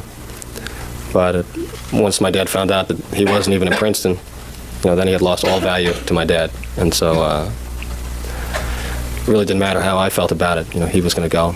I wasn't going to be able to spend any time with him. So How did Donovan seem? And it hurt me that he had not told me the truth. I couldn't understand it, considering the other things he had told me. Did you confront him with that? Why did you lie? No, I wanted to, but everything happened so fast, I couldn't. Did Donovan appear to be sad? He was crying. Were you sad? Yes. I don't know if I was crying or not, but I was very heartbroken over it. So you said that they were putting things into Donovan's truck? Yes? Yes. How long did it take for them to get him moved out? After I sorted the things out, not only 20 minutes at the most, put it all in the truck, and then Donovan got in and pulled out to the little street that goes through the campus, and I just watched them leave. How'd you feel? I felt bad for him. How about As much. you? I was very sad over it, and I don't know. I thought somewhere, somehow, he and I would get back together. Did you ever see him again after that until you saw him in this courtroom? No. Did you ever talk to him again after that? Have you ever had a conversation with him since then?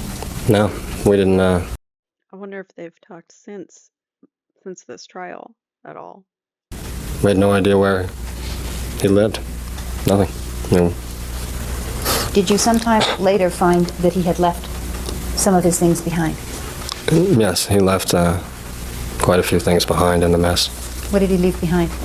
He left a leather sack, like a note. I don't know, like a notebook kind of thing, that pouch that had all kinds of effects in it, papers, letters, things like that.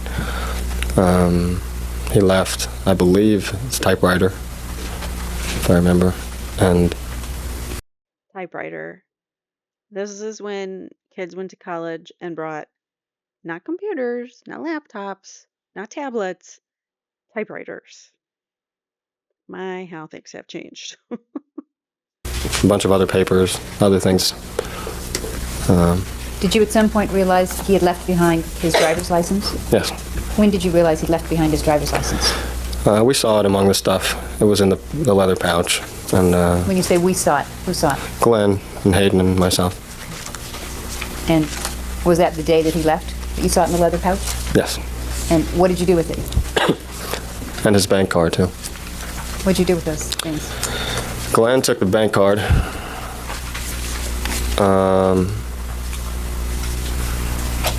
And everything else I left there. And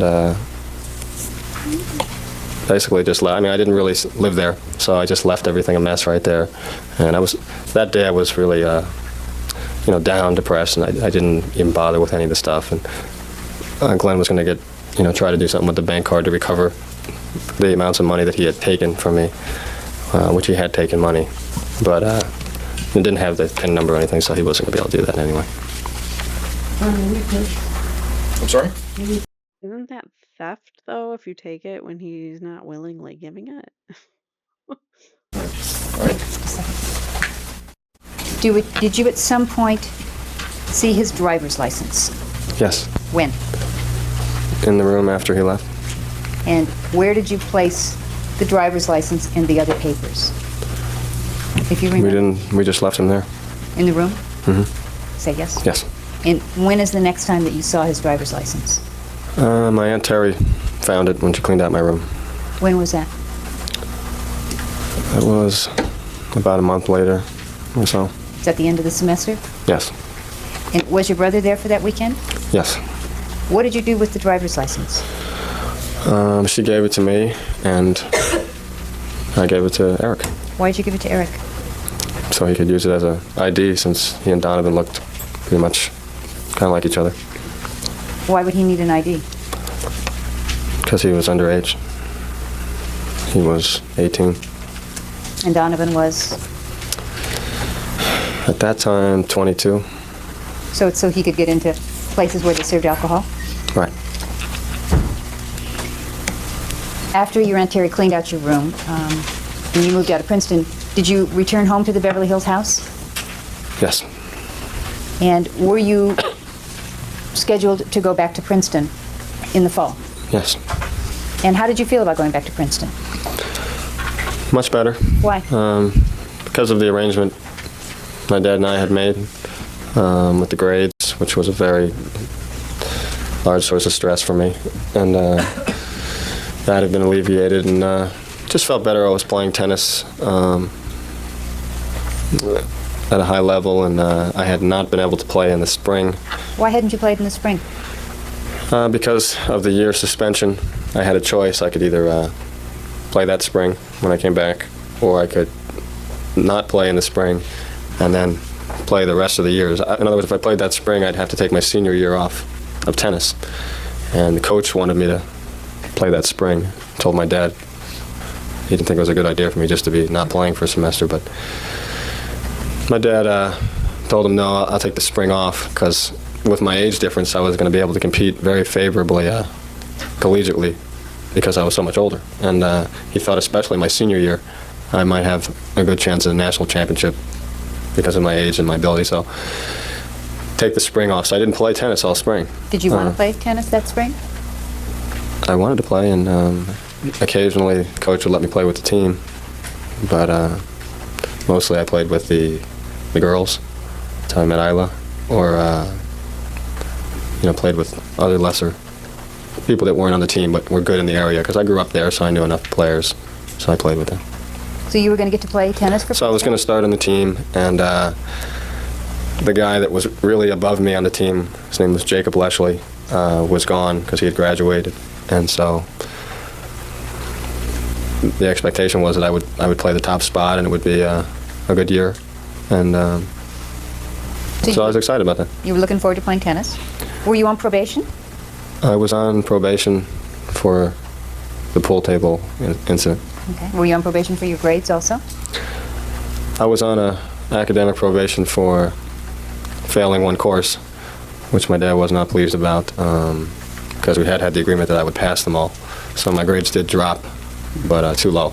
So they were going to I opted to take it again as a fifth course the next year, instead of just not taking the credits.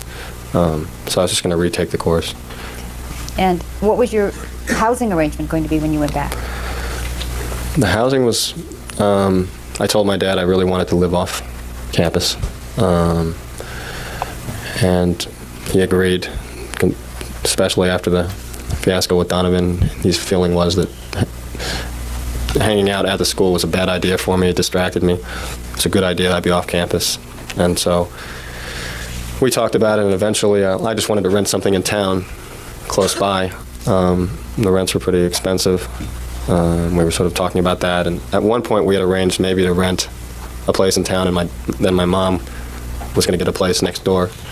And then there were these great condominiums in this complex about a mile up the road, a half mile, a mile, something. And my dad decided to actually buy me a place so that I wouldn't have to worry. I could paint it or do what I wanted to do, and he would know where I was, and he would own the place. So he bought it. Were you excited about living in the condo? Very excited, especially since I had a kitchen, and I liked that. Was your mom going to pick out furniture for you? She was supposed to pick out furniture for me, but if for some reason, she was really in a bad way that summer, so I kind of expected my Terry and I to do it. And was there a place in the condo where your parents were going to stay when they came to visit? Yes, they were going to stay in the other suite. There were 2 suites in the condo. So that would be their room, basically. Right. And were you looking forward to what your social life was going to be back in Princeton? Yes, basically, I was going to be dating, hopefully, this girl named Lyle, and she was on the tennis team, the girls' tennis team, and I had practiced with her constantly because I I wasn't supposed to play with the team, so I played with her, and I called her many times in Austria where she lived over the summer, and I think the expectation was we would date when I got back. Was she a Princeton student? Yes. Did you think that your dad might approve of her? I think he would have approved of her. It's her family. She came from an illustrious family, actually royalty in Austria, and she was a tennis player, and she was very, I think he would have approved. Just as long as she didn't wear her tennis clothes home, right? Or to the Menendez home, because then Kitty would call her a slut. 'Cause that's what Kitty did with the other girlfriend who was also a tennis player. And at some point that summer, less than a week before your parents died, did things start to change in your family? Yes. And the Tuesday before your parents died, did you have an argument with your mother? Yes. And what happened in that argument? Where was the argument? In the den of the Beverly Hills house. Who was there? Just my mom and myself. Did at some point your brother show up? A few minutes later, yeah. What happened in that argument? Do you remember what the argument was about? Or was it just... Not exactly. I believe it had to do with my hairpiece. I mean, definitely at some point had to do with my hairpiece. I don't know why I was talking to her exactly, but... And in the course of the argument, did she start yelling at you? Yes, she was completely out of control. Just flailing her arms and screaming at me about how I was going to be the cause of her father's death. Let me go back. Had your brother been playing at a tennis tournament just before this? Yes. And where was the tennis tournament? In Michigan.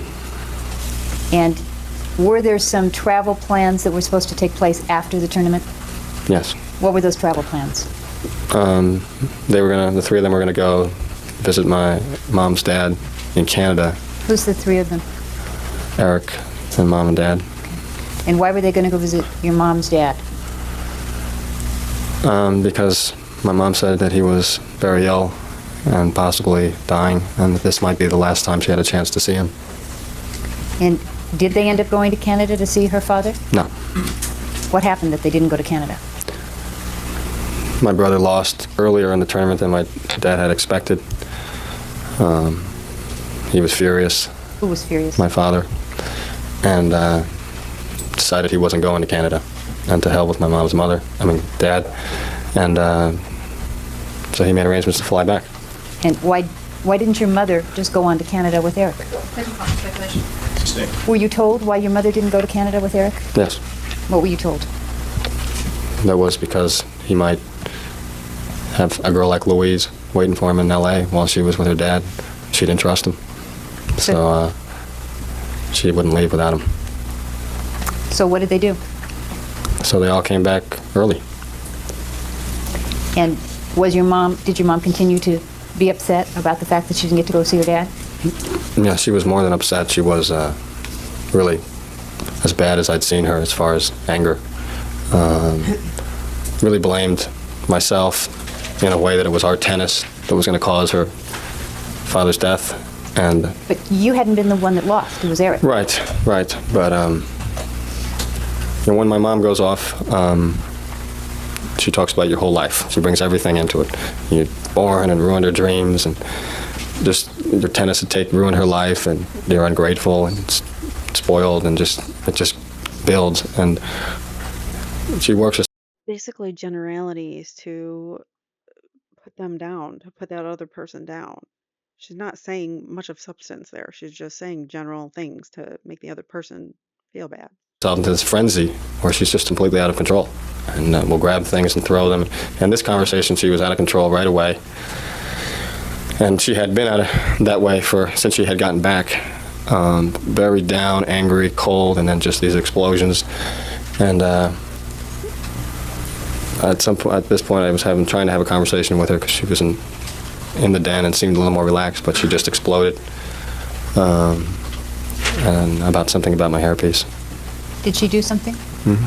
How long did this discussion, this argument, this rage go on? Not very long. About a minute and a half, 2 minutes. What did she do? At some point, she was moving toward me, and I kind of put my arms up because she flails with her fists sort of wildly, and she reached and she grabbed my hairpiece, and she just ripped it off. How was your hairpiece attached? It's attached through like a solvent glue. Under the skin? Under the skin. And what happened when she ripped it off? How did it feel? Well, it was pain, because you're supposed to use this blue chemical to detach it, and you can rip it off. But I looked in the mirror, my head was welling up, and my eyes had tears in them from the pain more than the embarrassment. And why were you embarrassed? Your mother knew you had a hairpiece, didn't she? She knew, yeah. What was embarrassing about this? Just, being there in the house without it and her having ripped it off was just unbelievably embarrassing. And then my brother was there also. When did your brother come in? I'm not sure when he came in or if he was already in the house, but he was standing by the doorway when I started going toward her to get the hairpiece back, and she threw it back to me, and my brother was just sort of standing there. What did you think when she had the hairpiece? What did you think she was going to do with it? I thought she was going upstairs, and for some reason she stopped, turned around and threw it at me, and said, "You don't need your fucking hairpiece." And but she threw it at me, so I got it back. So I only have one. Did it worry you that she was going to take it away? Yes, it worried me she was going to take it away. Why? That's just something my mother would do. Just keep it until my dad got home, which wasn't going to be for a few days. So I was going to go upstairs and try to get it from her if I could. And what happened when you noticed your brother was there? Nothing. I just looked at him and just really in shock over the whole thing. More my mother's, just that she would do that. Had never happened before, and she had rages before close to me, hitting me. And so I left. I didn't want to be there. I didn't want to talk to my brother, so I left. Why didn't you want to talk to your brother? Well, he didn't know I had a hairpiece, and so my brother and I, there are things we don't talk about, and that was one of them. Were you embarrassed in front of your brother? I was completely embarrassed in front of my brother. So what did you do? So I went back to the guest house where I live to put it on. Back on. Did your brother follow? I was in the bathroom putting it on with the temporary glue that they give us. And he came in and said he wanted to talk to me. And I told him, I'll be out in a few minutes, and eventually came out. Why didn't you let him come in and talk to you while you were putting it back on? Because I was embarrassed. And, I was embarrassed. So I waited. How were you emotionally? How did you feel? I was still, I was very, basically trembling kind of thing from just the overall embarrassment of the whole thing and the shock of my mother's reaction. So I really didn't want to talk to my brother. Were you angry at her? I was angry, but that was sort of washed over by the whole shock of the whole thing. So did you finish putting your hairpiece on before you talked to your brother? Yes. And when you came out, did you have a conversation with him? Yes. And did you talk about your mom or the hairpiece? Or what was the conversation? He wanted to talk to me, and I could tell something was wrong. Because he was sitting on the sofa, real timid, and What did he look like physically? You started to lean forward, did he? yeah, he was just sitting on the sofa like this. Hunched over a little? Yeah, his head was down, and I came in, he kind of looked up at me, and he looked down, and he said, "I want to talk to you." And I figured it was about my hairpiece or something, but it seemed like something was wrong, and something was wrong. What did he say? State of mind, Your Honor. All right, the objection is sustained. The answer will be received only to reflect the state of mind. I cannot believe they're going to object to this question. I mean, the nerve of the state. This hurts their case, so they don't want they don't want what Erik said to come in to the testimony. But you're going to have Erik on the stand, so he's going to tell his side too. So you can't really avoid it. Mind of the witness, Mr. Lyle Menendez. What did your brother say to you? He told me that, some of his exact words, but he was very sad about the fact that he said we weren't a family because there were so many secrets, and that basically saying that he had never known about my hairpiece, which I knew, and that he was sorry that happened, and that he wished he had known, and I didn't have to be embarrassed. And How did it make you feel when he was trying to comfort you this way? not good, embarrassed. Why embarrassed? You love your brother, don't you? Rephrase the question. Why were you embarrassed? You and your brother, what kind of relationship do you and your brother have? What kind of relationship did you and your brother have this Tuesday in August, the 15th, I believe the date is? Extremely close, and I was more the person he mostly came to me, and when he had problems, and like the gang thing or whatever it was, there were problems. His parents he didn't go to his parents for problems because they never fixed anything. The boys had to be self-sufficient when it came to solving their own stuff because the parents, when the parents are the problem, yeah, you gotta tell someone else. He would come to me, and but there were a lot of things we didn't share and didn't talk about because there wasn't, at least on my end, because there wasn't anything you could do. I mean, there was nothing he could do with the decisions my dad make if I didn't like them, and there was nothing he could do about what was going on in the house between Mom and Dad. So a lot of times we just hung out and we were close. But like he was saying, there were a lot of things that we didn't talk about. Some things I would never have talked to him about, like what happened to me. But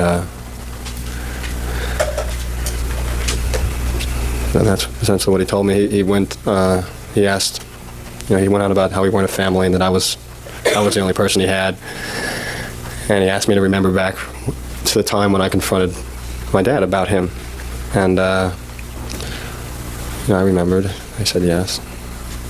And I asked him what was wrong, because he was really didn't want to. It was like, he was basically shaking, and I asked him what was the matter, and at some point he couldn't tell me, and he just started crying, and I said, you can tell me, what is it? And he told me that those things with his dad were still going on, and I was just completely. He said those things with his dad. That's weird. Like they're like he's distancing the dad from himself almost. Not believing. And What'd you say to him? I said, what things? He said, you know what things. And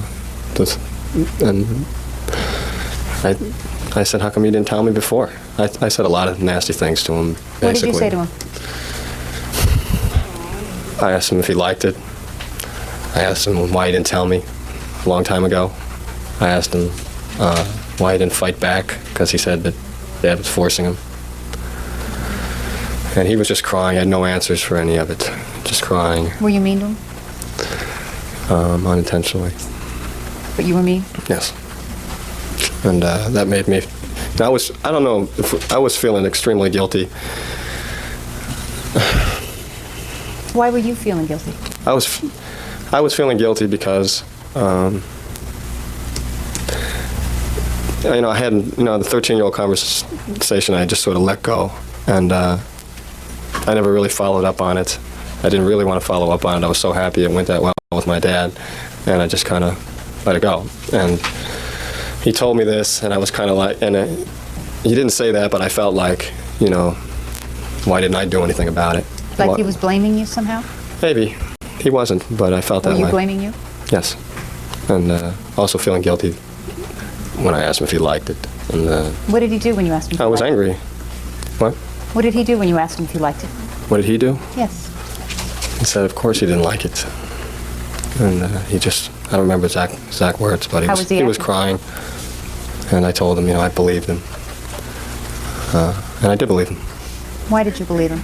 You didn't believe him at first. Rephrase the question. Did you believe him at first?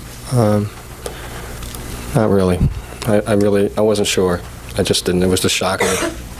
That was just my response. What made you believe him? Just the way he was talking about it. Just his tears, and it was obvious that it was true, and I just didn't feel my brother was going to, there was no reason to lie. Clearly he was coming to me, wanting me to do something about it, and it was true, because, my dad never denied it when I talked to him about it. So, I knew it was true. So after you got through telling him you didn't believe him, asking why he didn't fight back and everything like that, then did you talk to him differently about it? Yes, when he started crying, that was very hard for me, and so I sat down with him and told him to relax and let's talk. And I was very shaky myself, just from the idea that my dad was still doing this, and basically trying to think about what we could do. Did he want you to do something, or did he just want to tell you? Overall. I got the sense he wanted me to do something. That's why he was telling me for the first time. What did you think he wanted you to do? Help him somehow. He had no answers. He was, at that time he was suicidal. And Why do you say he was suicidal? What do you base just that in on? talks with him over the summer, he was very depressed. My dad had been extremely rough with him. I saw my dad punch him. I saw my dad be forceful with him over his grades at school, and he was having problems with the chemistry course, something like that. And he was feeling like he was sort of falling apart over the summer, although he was having some success at tennis. And when he lost this time and he came back home, I knew how depressed he was. And so I was concerned for that. And then when he was telling me this, I thought part of it was just to tell me, but also to want me to do something, because he might kill himself. Did you want to do something to help him? Yes. And did you think up a solution? I mean, did you have an idea of how you were going to handle this? Yes. What was your idea?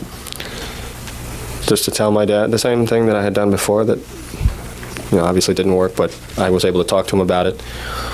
Basically, I told my brother, and we discussed it, and I told him that I felt I could sit down with Dad when he came back, and essentially, we held all the cards, and if I needed to, I could threaten to tell people. What do you mean you held all the cards? Well, insofar as that I could threaten to tell people. Obviously, this is something that would ruin my dad. And But this is a man that you couldn't tell to stay out of what room you lived in, or Right. who your girlfriend was, or how did you think you could tell him this? because of what was happening to my brother. You know, I mean, I had no choice. At that point, my brother had told me, and he obviously wasn't going to go on with it. He was trying, you know, I felt he was going to maybe try and kill himself or something of that sort, and I told him, you know, I was glad he came to me, obviously. And I was still in shock of this whole thing, but I felt like I was going to talk to my dad. I was going to stand up for my brother. I had hurt him in the past this way, and I needed to do something. And I really believed that my dad would let him go. Why? What did you have that was going to give you all this power over your dad? Just really nothing except for that I knew, and that was enough. Why? Why wouldn't your dad say, go ahead, tell anybody you want? Nice. You know, I could ruin him with this. I thought he would, once he knew that I knew, and we were going to make a great deal with him. I was going to go in there and just say all we wanted was for Erik, for it to stop, obviously, and then for Erik and I to go to the same school. And that's it. And, you know, no retaliation, nothing of that sort, no exposing him, which I knew would be his number one concern, really only concern. And he knew I could do that, obviously. He would know that. And so I really felt if I just mentioned it to him that I knew and that it was going to stop, and if I was forceful and I wasn't weak with it, he would have no choice. At least that's what I felt that day. Once you thought about it, were you fairly confident that this would work? We were very confident, much more than we should have been. And Yeah, I don't think that they counted on the fact that their lives would be threatened by their own father if they told, because that was exactly the reaction that Jose gave them. my brother seemed relieved, although very nervous about me talking to my dad. And it, started to set in for me that this might not go as well as I hope. But I still felt like, what could he do? Did you feel an obligation to your brother? I mean, why didn't you just say, I'm really sorry, it's too bad, and I'm headed back to Princeton soon, and I hope it works out? Why didn't you say that to him? And I would never have said that to him, and he would never expect me to say that. Why? Just because we were brothers. Did he stay with you in the guest house that night, or did he go back into the main house? He stayed with me in the guest house, and I had a king-size bed, and we slept there. And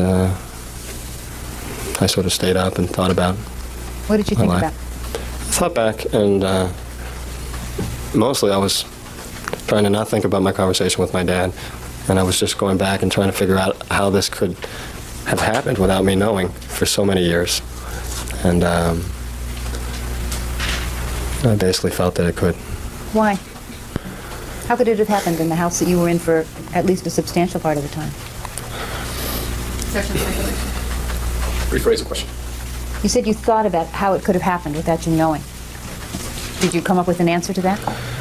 Only that, I hadn't talked to my brother, and I really didn't know any details about what happened. And but I felt that, based on what had happened to me, that I'm sure it had happened in his bedroom, times when I wasn't there.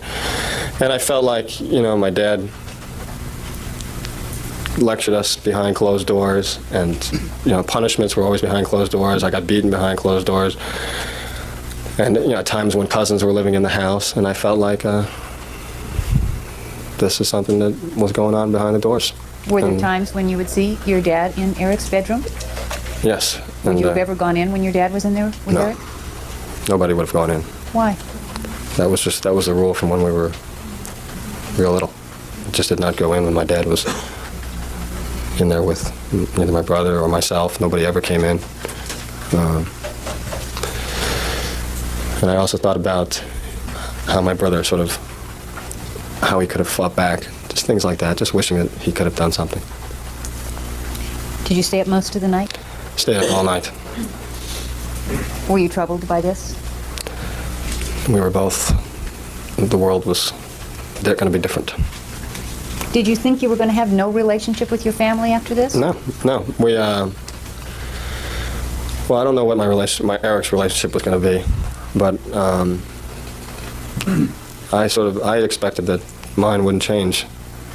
Hopefully, with my dad, I still expected to go to school, although Erik with me, unless I could transfer in time, maybe go to UCLA with it, where Erik was supposed to go. But I really didn't expect.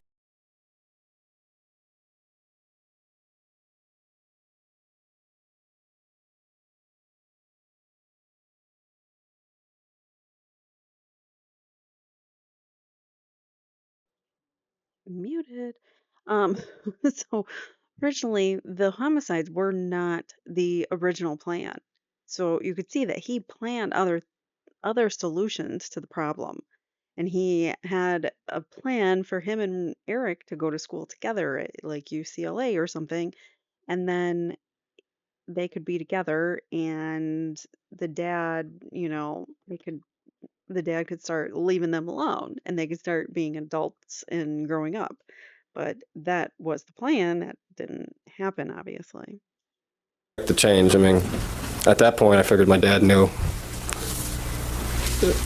that I would have to do something about this, and didn't feel he would hold that against me. And I figured my brother's 18 years old. I don't know how long he expected. I didn't know why it was going on, but I had always thought that was something. I just dismissed what happened to me as something that happens to little boys, and I really, even at the time when I confronted my dad before, I thought it was a strange thing because my brother was already 10 years old or so. And at 18, I figured my dad would let him go, and I didn't know why it was going on, but that he would. I felt confident that it would work out, and I wasn't going to mention it to anybody. And as long as my brother was okay, we would just go on. Was your dad at home at the time, or was he gone? He was gone. When was he due to come back? On Thursday. All right, let's take our recess. It's at the noon hour. We'll resume at 1:30, ladies and gentlemen. Don't discuss this case with anyone. Don't form any final opinions about it. All right, I'm going to pause for 1 second. I'll be right back. Sorry. All right, we're back. And we'll resume at 1:30. Mr. Menendez, before we broke for lunch, you were talking about Tuesday night, which would have been the 15th of August. You said you stayed up most of the night? All night. And why were you staying awake late at night? Just couldn't sleep. No, because of what had happened with Erik and conversation. Just, he was also sleeping there with me. Did you somehow feel responsible for what had been happening to Erik all that time? What were your feelings about what your brother had told you in terms of your role in it? I felt that I basically didn't. I just felt like didn't seem like there was anything he could do, and I tried to think what I would do if what happened with my dad had continued, and it was hard to imagine, but I couldn't get out of my mind what had happened between my brother and I, and so in that way I did feel responsible. Did you ever think, well, maybe he should go to somebody else for help? Maybe he should talk to one of your relatives instead of you, that you weren't the right person to take care of this? No, I figured I wished he would have come to me a long time before. And I can't imagine he would go to anyone other than me. Wednesday morning, or Wednesday during the day, did you spend any more time with your brother? Wednesday morning? Wednesday during the day. Wednesday during the day, we spent that part of the day together. We went to UCLA and went to get something to eat at the Olive Garden restaurant there in Westwood. And we had lunch. We talked about the future. And what did you talk about the future? Just keeping spirits up, that things are going to work out with Dad, and he was going to be with me. It looked like it was going to be Princeton at first, and his life was going to change, and that was the main thing we wanted. And basically just optimism about the fact that what choice did Dad have, and he was going to be free and his life was going to change, and that it would be great for me to have him at Princeton, and I'd always wanted to be close to him. And there had been a conflict way back when I wanted Erik to go to Princeton with me, and Dad wouldn't allow that. I wouldn't even let him apply. He didn't want us together. So now we would be. He didn't want them together. That's weird. Why wouldn't he want them together? Maybe because he couldn't separate Erik from him or something in that regard. I don't know. Together, maybe. Did you talk to your mom at all that day?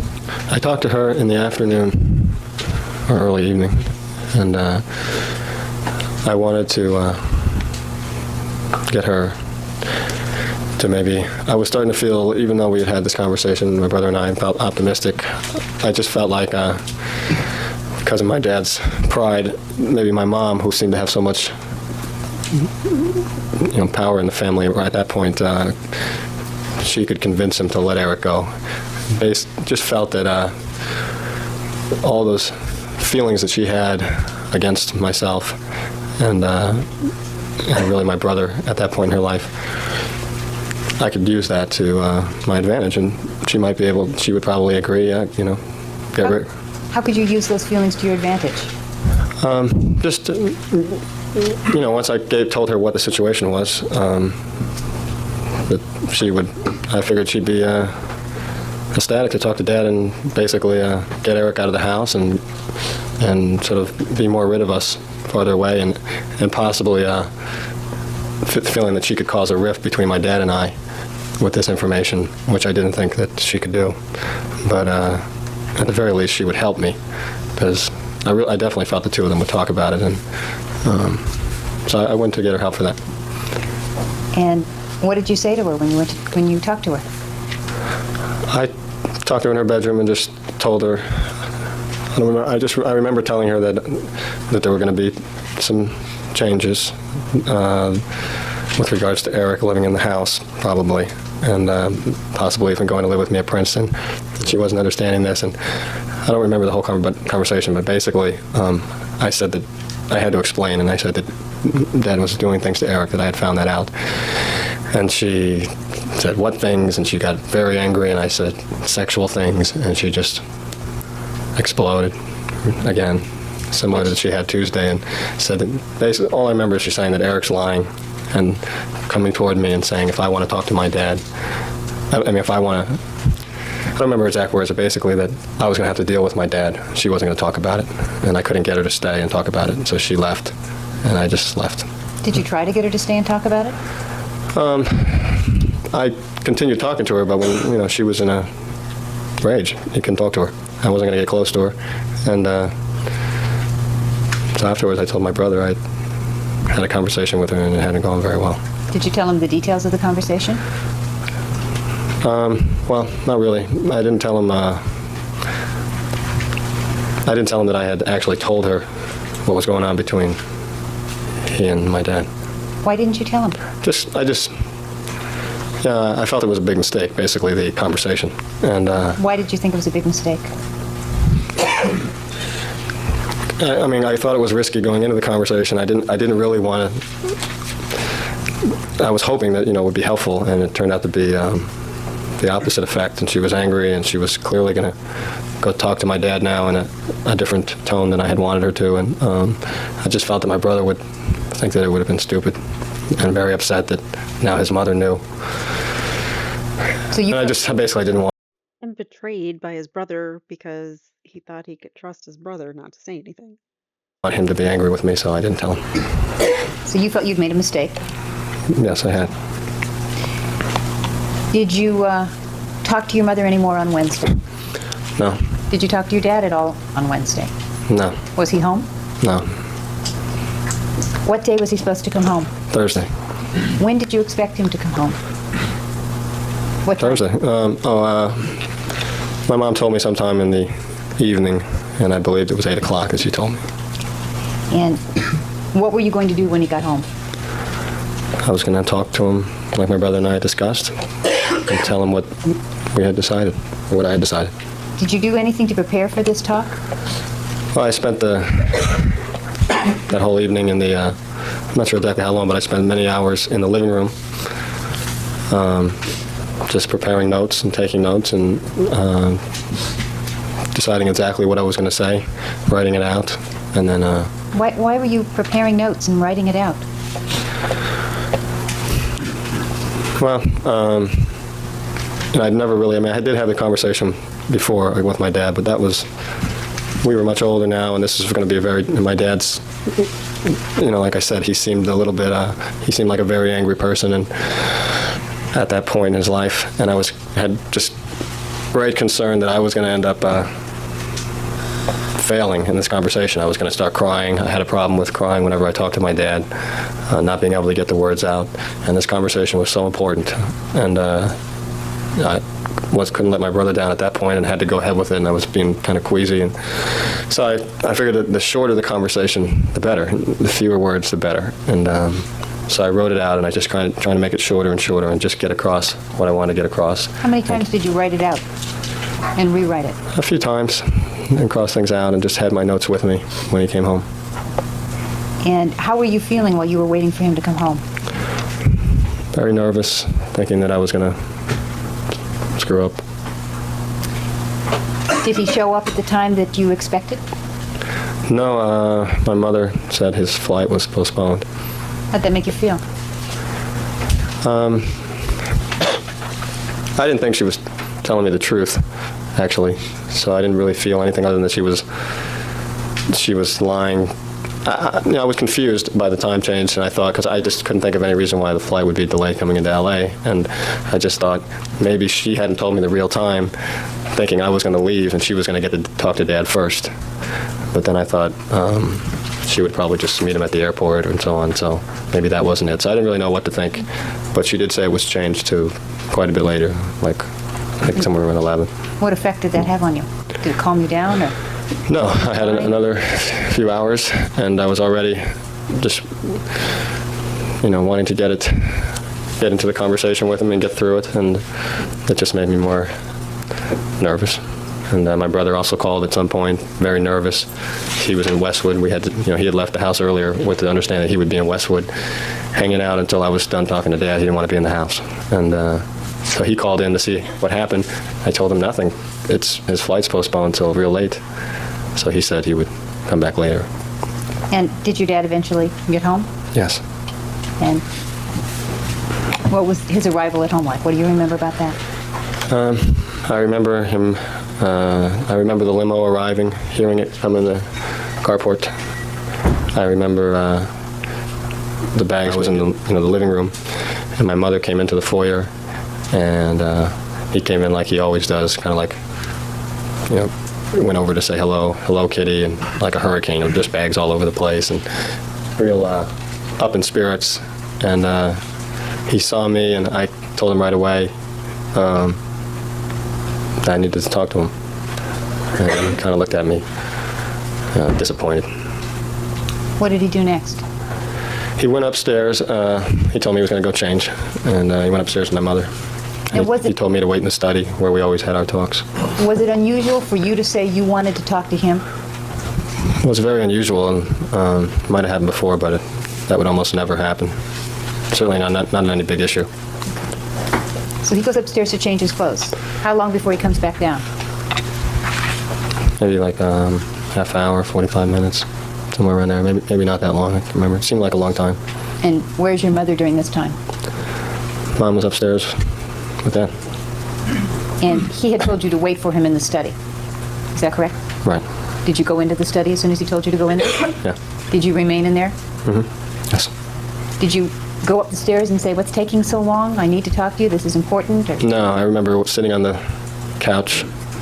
I think it was the little green couch, and I remember wanting to get my notes out of my pocket to look at them because I was starting to blank out, and too afraid. I didn't want Dad to catch me, obviously, with notes. So that would be the first sign of weakness. So I didn't look at him, and I just waited, and I tried to think about what I wanted to say, but I was real nervous. And he came down. And what happened when he came down? Did he come into the study? He came into the study, and he sat in the higher chair that we have there. So a chair that was higher than where you were seated? Mm-hmm. Yes. And The first thing I noticed is that he hadn't changed, which actually didn't surprise me, but made me nervous. Why do you say it didn't surprise you? I knew that he would be talking to my mother upstairs, and I knew that that was why he wanted to go upstairs, was to talk to my mother. At least that's what I felt. And he came down in his suit and with his jacket off, and he just sat there and he lit a cigarette and he waited. Did he say anything like, what's going on, or what do you need to talk to me about, or did he just sit there and wait? No, he just waited. And what did you do? I waited, and we had this awkward period, just waiting for my dad to talk first, because he always does. And eventually I realized he wasn't, and so I just sort of went ahead with what I had planned to say as best I could.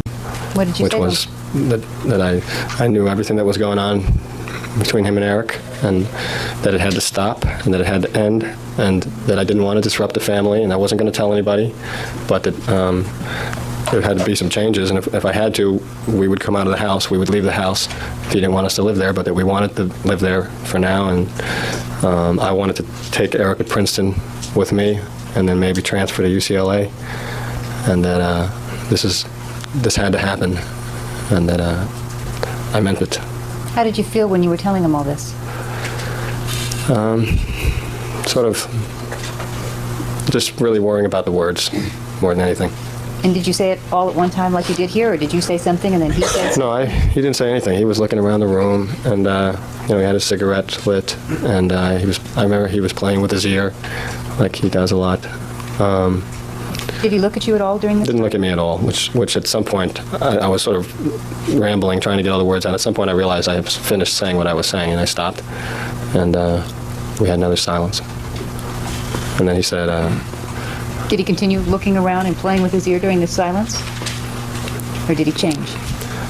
well, I don't remember, but at some point, once I stopped, he asked me if I was finished. And then I said that I was. And he put his cigarette, he had crossed his legs were crossed, he put his cigarette out. And then he started talking. And did his position change, or did he just... No, well, now he was looking at me.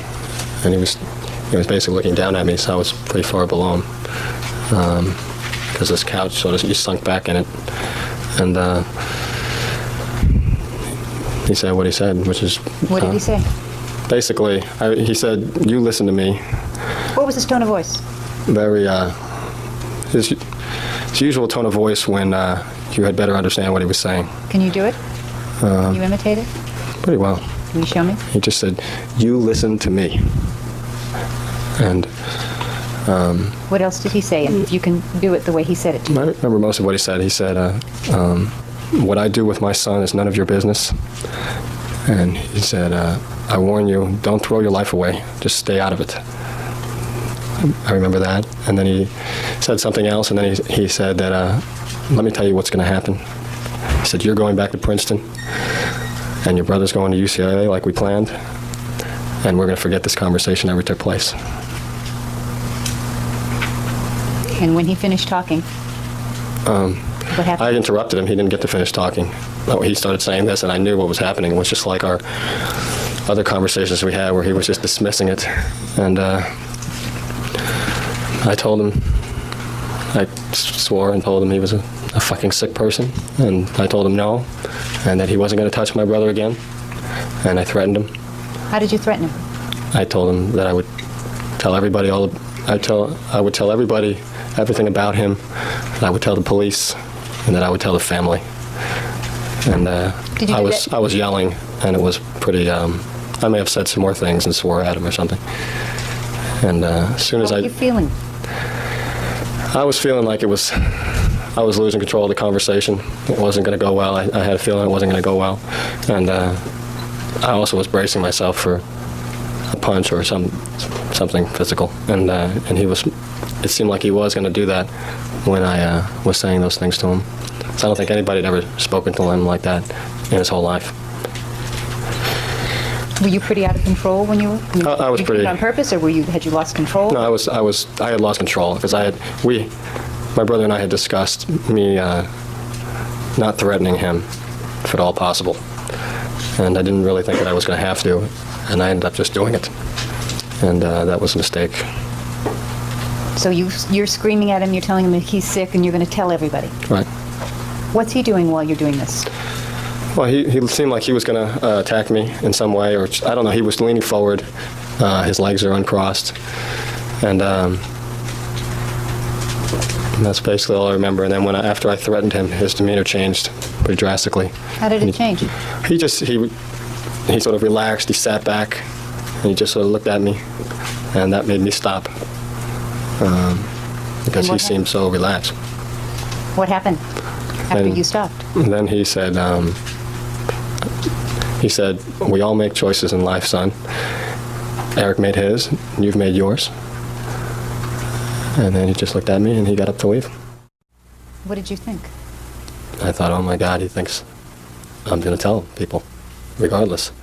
I knew what he was thinking, and I told him, I started pleading with him before he left. I got up and said, Dad, I'm only going to tell people if you don't stop touching Erik, if it doesn't stop. And he just looked at me and said, you're going to tell everyone anyway. And he left. And I sat back down, thinking that it was a disaster, and that my brother I just made it 100 times worse. What did you think was going to happen? I thought we were in danger. I thought he felt he had no choice. But to what? That he would kill us, that he would get rid of us in some way. Why? Because he thought I was going to ruin him. And he was going to tell my mother what I said. And I knew immediately what her reaction would be. You can never let that happen to us. And what do you mean to never let that happen to us? What do you mean by that? well, their image was their life. At least that's how I felt, especially about my mother. And I don't know if I thought afterwards exactly what my dad was thinking that I was going to do, because I would never have ever told anybody. But I did make that threat, and I think he just felt that maybe my own stuff with him, or I was trying to get revenge or something. I'm not sure what he thought. Why do you say you wouldn't have ever told anybody? I would not have done that to him. I would never have told people. It was really an idle threat. I never had thought about telling people. I didn't know who I was. He wouldn't have done it to him. He wouldn't have stooped so low as to turn in his own father, like, or tell people what his own father is doing. It's okay for his dad to be doing the things that he's doing to the boys, but the boys have a conscience and they don't even want to turn their dad in or out him in any way publicly. I was going to tell her. I wasn't going to tell the police. I wasn't going to tell relatives.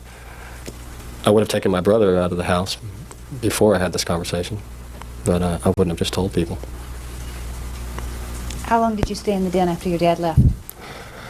Not long. I went back immediately. I pretty much, after I thought about the conversation a few minutes, I went straight to the guest house and waited for Erik and figured he would be coming home.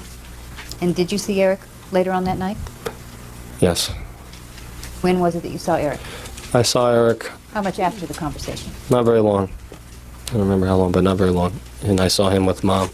And what were the... Actually, I heard the screaming between Erik and Mom, and then I heard my brother running up the, I live on the second floor, heard him running up the stairs and opened the Where door. did you hear the screaming from? From outside? Just or from outside, the yeah, house? just outside.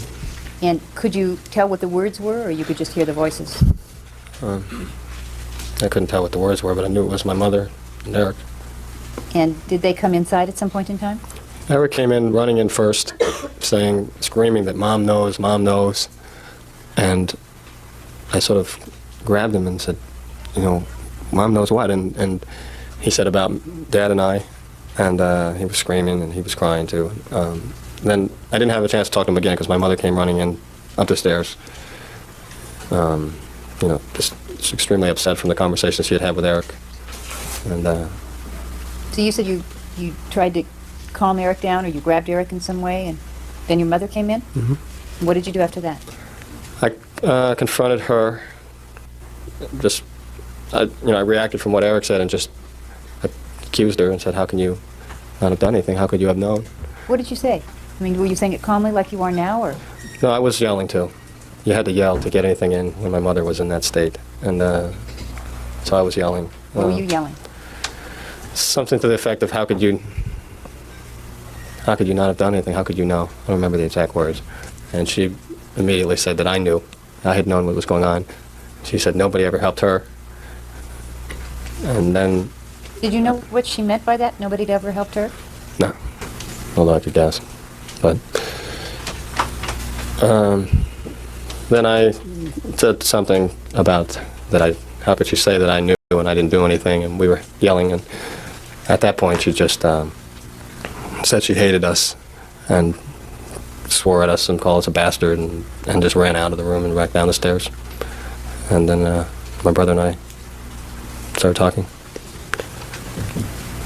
What did you and your brother start talking about? Well, as soon as my mom left, he started screaming that Dad was going to kill us. And that Mom knows, and they're going to kill us. And I said, what did Dad say? How do you know that? And I tried to get out of him what had happened. And because it was something he said something had happened to him in the room. Dad had come upstairs. I guess he had gone up to his room, and Dad had found him in his room or heard him in the room and done something to him, which I don't remember exactly what he said he did, but he did something to him. And had started yelling at him about how he had screwed up and betrayed him, and he had told me, and now I was going to ruin him, and that he was never going to let that happen. Yes, Your Honor. All right, the statement attributed to Erik Menendez by Lyle Menendez is received not for its truth, but just to reflect the state of mind of Lyle Menendez. And then that's basically what I remember he said. He said a few other things, and I don't remember exactly, but he was convinced they were going to kill us. He was then wanted to know what I had said to Dad, and basically was very hysterical, accusing me of doing something that we hadn't talked about or something. And I told him that I had threatened him, and that I told him what he had said, and I felt that they could kill us. Was Erik mad at you for what you had done? He was mad, and he was clearly still hysterical about whatever had happened with his dad not too long before. And About his dad. I was very shaken up by the fact that Dad had done anything to him at all. I did not expect that. In fact, that was He's talking about him as his own dad. He calls him dad. But when he talks about him as Eric's dad, he says his dad. Anybody think that's weird? the last thing I ever could imagine. And I immediately felt like we had to get out of the house. So did you leave the house then? No, we talked about it first. What did you talk about? We tried to relax and went over to the couches like we had before and talked. And I said, we need to get out of the house. He clearly felt they were going to kill us. I believed the same thing.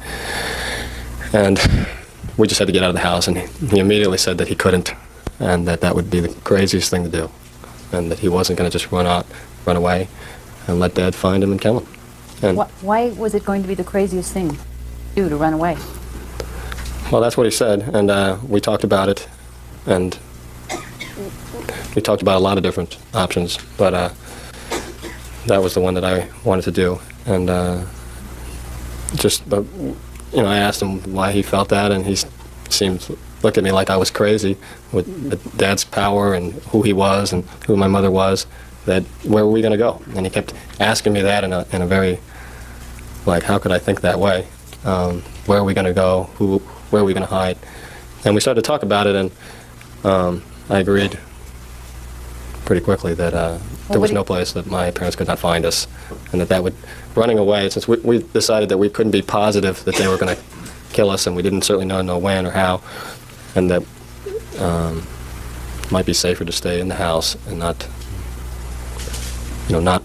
bring it to a head by running away. How would it bring it to the head if your parents found that you were gone the next morning? How would that bring it to a head? Well, obviously, I just felt that if I took off with my brother and we were gone past the evening, he would think I was, that would be he would immediately think I was telling people. And, nothing could be more alarming to him. And I thought, I didn't think that he could kill us immediately. but I did think it was just a matter of time. My brother and I both felt that. So we talked about other things we could do briefly. Well, what options did you talk about in terms of running away? Did you talk about going to relatives? We talked about telling relatives And- the situation. Well, actually, Erik mentioned relatives on the other coast, and I told him the closest person I was to that I trusted was Aunt Terry, and almost everything that happened in my life over there, my mom found out, and that I was sure it was Terry, and that was a really bad option. And we really didn't, I wasn't going to go to any of my tennis coaches, and there was nobody that we felt we could go to where we would be safe for any length of time. So we talked about the police, and that was pretty much dismissed right away. Why? We just felt, we could go to the police and explain to them the situation, but what could they do? I mean, they might press charges against my dad, and then we would be through for sure. And then that would be trying to ruin him. And I didn't feel the police could protect us. It was certainly, we talked about it very briefly, but seriously, and then just felt that, mostly we felt that if I went to the police, that they would kill us for sure, and that the police would not be able to protect us. And also, we're in Beverly Hills. My dad was a rich guy, and with a lot of power, and there was some concern that, not that they wouldn't believe us, but that they wouldn't do anything. Well, what about, why weren't your relatives, your other relatives? You talked about Aunt Terry, but you have other relatives. Why couldn't you go to... Well, I mean, my Aunt Terry is the only relative that I knew that stood up to my dad on anything. And again, she seemed to relay the information that what was happening with me to my mom, so that wasn't a possibility. And everybody else was just completely intimidated by my father, looked up to him. Even the men in the family who were the strongest, people like Carlos Baralt and other, the male members, the uncles, came to him for business advice, to look over their dealings, to get his 2 cents. And it just wasn't realistic to say, here we are, we have this problem. The boys had no one to turn to because everyone either told the family what the boys said, or were in communication with the family, or were scared of Jose and Kitty. Because Jose was very intimidating. He was a very scary man. This is what my dad's doing, protect us. What about just running away, going and living in a foreign country? Well, we just didn't feel that we could do that. Why? Because we didn't feel that it was safe. We felt that he could find us. My dad flies all over the world. And it was more than that. It was more than just the money and the flying and stuff. But I felt my dad had the connections to find us and to get rid of us. And if we ran away, he could do that at his leisure. A lot of people who are victims of an abuser think that they can't get away, and that if they do get away, their abuser is going to find them anyways. So a lot of people feel like they're stuck. So this is very common. And, he could just tell the story that we ran away for whatever reasons. People would believe that, and we would disappear. And that seemed like a horrible idea. After we had talked about it, I agreed completely that it was the worst idea, and we should stay in the house, where it might be more difficult to just kill us without anyone knowing, and we would at least know where they are. And maybe they would never do it. That was another thing we talked about. And that I hoped. That maybe it wouldn't happen? Right. Did you talk about what to do in terms of staying in the house and making sure that you were safe? We talked about, I think I was the one that said that we weren't just going to stay around waiting to die. We were going to try and get some ways of defending ourselves and protection. And Erik mentioned the guns that we knew were in the house, and I figured there were probably more in the house. And dismissed that as a bad idea. They might notice they were missing and so on. So we just decided that we would buy our own the next day. The next day was Friday. Right. Is that correct?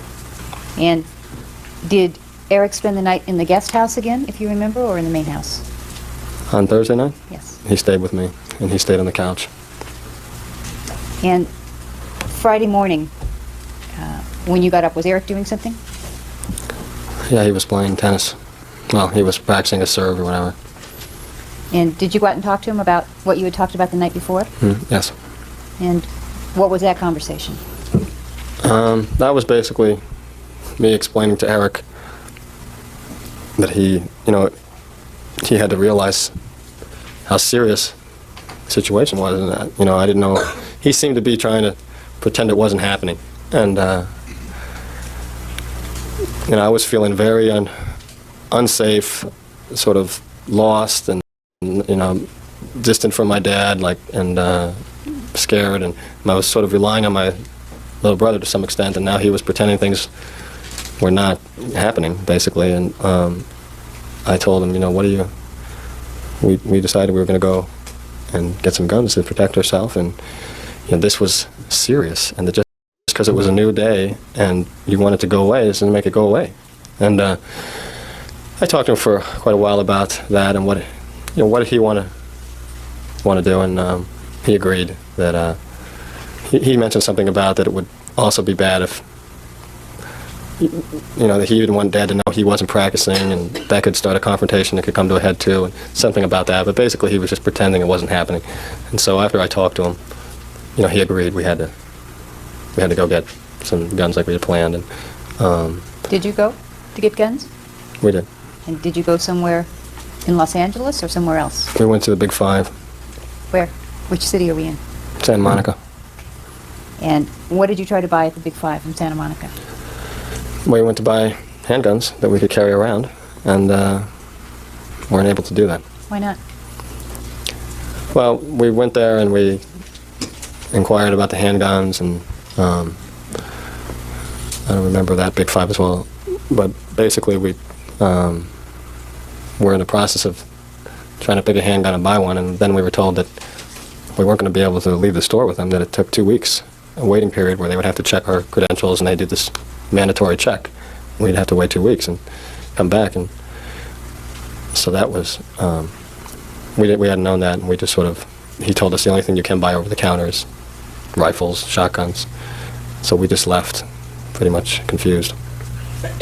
Why wasn't it going to be good enough to get them in 2 weeks?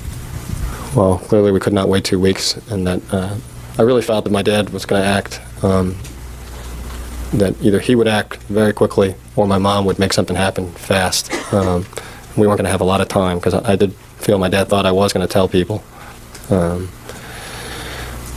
in any case, we would never have waited. We wanted to get the protection right away. And they told you that you could buy shotguns or rifles at that store, is that Right. right? But you didn't buy them there? Well, we didn't want to buy shotguns and rifles. We wanted handguns, and because we wanted them to walk around the house with. And so we didn't know what to do at that point, and we just got back in Erik's car and started driving and thinking about what we could do at that point. And where did you drive to? We drove south down into, toward the La Jolla area, where I had been a couple times for tennis and so on. And one of my cousins used to go to school there. I drove through La Jolla once. I was on a work trip in San Diego. So I stayed in San Diego and then took a couple extra days and did all of, Southern California there. And yeah, La Jolla is really pretty. Anyways, sorry. And as you were driving down there, did you and Erik talk? Yes. And what did you talk about? He started to tell me. I just felt bad from Tuesday. What do you mean you felt bad for Tuesday? Well, I was very harsh with him Tuesday. He was clearly telling me something that was, just killing him as far as telling me. And I was, basically the statement, "Did you like it?" was bothering me that I had said that. And so I started asking him more about what had actually happened with my dad and say it was okay to talk about it. And we started to talk about that, although it was very hard for me to listen to. I talked to him about it. Why was it hard for you to listen to? For lots of reasons. I obviously thought about my own situation, which seemed to be different than his, actually, but still brought back those memories, and thinking about Dad and just visualizing what Erik was telling me was making me ill, and I didn't want to say, let's not talk about it, I don't want to hear it. And for him, it was like he wanted to get it out, and He hadn't talked to anybody about it for his whole entire life. This was going on, and he needed somebody to hear him and listen and to let him talk because he had been keeping this all pent up forever. The only person he told was his cousin. and that didn't go very well. It was a very uncomfortable period of time, and then he started telling me. Then I realizing how sick it was. It was very different from what happened with me. It was very much forceful. That came later after the conversation. But first, he was telling me just about some of the things that would happen, and they were very sick things. And I remember thinking, "Oh my God, I wonder what my mom is thinking, knowing that this information could be out there, and what my dad's thinking." Something that they had discussed, what we could say to people. And that really made me very nervous. That I really didn't realize. I didn't realize till he started talking about it how how bad it was. That how scared my dad might have been that this would get out. And it was more than just like he fondled his son or something like that. And this was very sick. And and it was forceful. And he was telling me. He started telling me then about the threats that my father had made against him throughout all those years. Objective being hearsay and has to be limited. All right, is it the truth of the matter asserted, or just a state of mind of the witness? State of mind, Your Honor. All right, it'll be received for that limited purpose. Basically, he started telling me that my dad had one of the reasons he had never told me before was because my dad had always threatened his life, and essentially used me against him, saying that if he ever told me, he would kill me, and that Erik would be responsible for my death, and threatened him in other ways, physically, and my brother had just done a lot of it in just fear, constantly. And so that disturbed me a great deal, and actually made me angry with him again, because... Angry with whom? Erik. Why? Well, this was the first I was hearing of this, and on Tuesday he could have told me these things, and I felt like, I told him, if he told me these things on Tuesday, maybe we would have done something different. What do you mean, would have done something different? Well, I certainly would not have I would not have had the conversation on Thursday that way. Because Conversation with your father? Right, with my father. Why? Well, the whole point of going Thursday was the idea that he was just going to we had all the cards, and obviously Erik knew that we didn't, that my dad was willing to kill over it, and which is something that I probably should have figured out on my own, but I just didn't think about it. Erik had never said anything, and we just sort of went in this fantasy state that it was going to be great. And I think if I had gone back, and I told him Friday that, in an angry way, that, we could have just never said anything and tried to figure out another way to get you out of the house. Could have just said that you couldn't take it anymore for some other reason and you had to leave, or just something like that. And if my dad didn't think anybody knew about what was happening to him, maybe he would let Erik go for other reasons. So anyway, it was a bad conversation, and he started crying that I was getting upset with him, and I felt guilty again. Basically, we just, I told him, okay, now we know this, and that's good. And at that point, we thought we should definitely try to get some guns. Did this change the way you thought of your dad? After hearing this Thursday changed the way I thought of my dad. You mean the talk? The talk and what happened to my brother afterwards, and in fact Tuesday changed the way I thought of him, but Thursday, him basically threatening my life, going to that extent, really confused me. I was sort of, my whole world was upside down for it, and my dad was like a stranger, almost, in a sense, and I was struggling with that, because he and I had a very close connection, and I was not wanting to believe that he would kill me over my brother, and I think he was probably wrestling with the same thing, like, why was I going to throw it all away just for Erik and ruin him? And so I was wrestling with these things in my mind, but mostly I felt like, this guy is more violent and dangerous than I knew, and that if he could do this to my brother, he could do anything. Did you end up in a gun store in San Diego? Yes, we decided we would go ahead and buy shotguns, and that we felt that if we were going to get attacked, it would be at night, more likely, and so we felt we should buy them, and we went ahead and tried to do that. And what happened? Well, we went to a smaller gun store, and there was an older man behind the counter, and they were asking lots of questions, and at some point, we had kind of decided on what we wanted to buy. And he was very much into the whole shotgun thing and telling us that it was a great weapon for house protection, and that's what we told him we wanted for. And so at some point, we got ready to actually buy the guns. He asked if we had California ID. Did you have a California driver's license? No, neither of us. No, I didn't have one. They're not. I have an exhibit that I've marked as 246. It's 2 pages.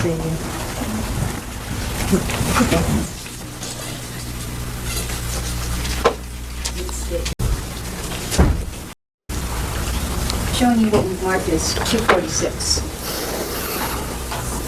You recognize what that is? Yes. And what is it? This is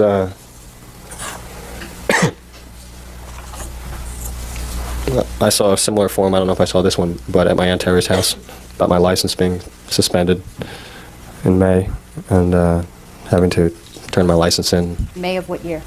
89, And what state is that from? California. Did you lose your license because of too many tickets? Yes. And you said you saw a letter like that at your Aunt Terry's? Yeah, my mom had mailed it to Aunt Terry, and she had explained to me that I had to mail my license back, and she gave me the form to read, and my mom was telling me that they were going to charge me with a misdemeanor, whatever it is, whatever it says here. I could read it, but if I didn't mail it back, so I mailed it back. Who did you mail it to? My mother. And I had my New Jersey one.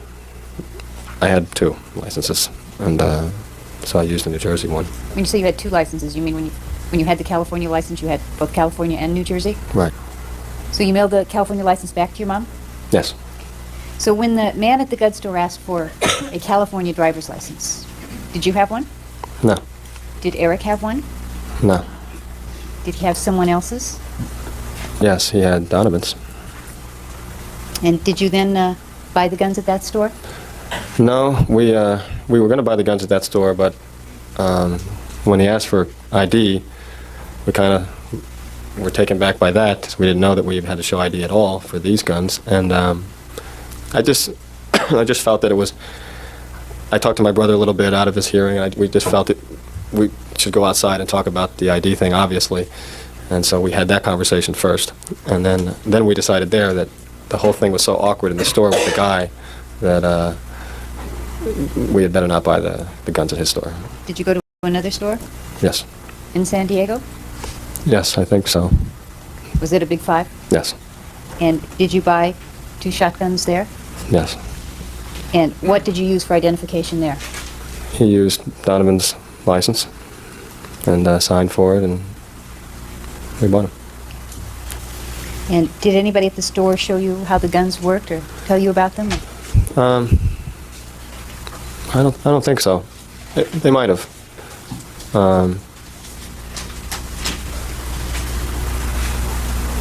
And I think the lady showed us just the very basics of it, where the ammunition goes and just that whole thing. But she didn't have any shells there or anything. I mean, she didn't really. There was no way to demonstrate it. And there was no. There was no way to show us. But I mean, she did some kind of explanation. But I was mostly wandering around the store, allowing Erik to complete the purchase. It was a long thing. She had a form with different stuff, and we had found out of a phone book. We felt that maybe you should have a local address, since Donovan's address was San Francisco or something up north. And we didn't know if there were going to be further restrictions, like you had to be in that city. We just didn't know the rules. We kept finding out as we went along. So he did the whole form, and it didn't seem to be any problem. And I got a box of ammunition, and Where'd you get the box of ammunition? they had a stack of boxes stacked up in the middle of the place, and I took 1 or 2 boxes, I don't remember, and purchased them separately. Just went in the line myself and bought them. Then did you drive back that evening? Yes. And what happened when you got home?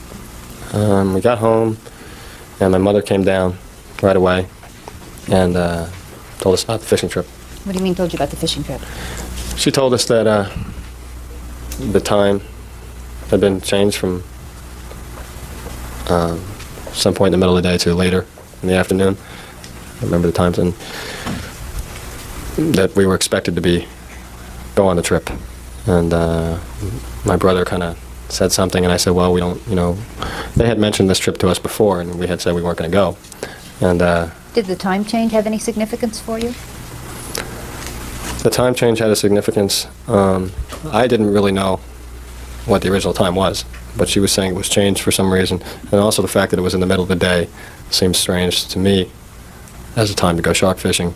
And I didn't believe the whole thing. I thought the fishing trip was the way that my dad had designed to take care of us, kill us. And because originally the idea was that he had lied to this executive guy that he was a deep-sea fisherman and he had to do a quick practice session, and that's how this whole thing arose. And he had not expected us to necessarily go with him because I was going to practice tennis, and we had a tournament coming up.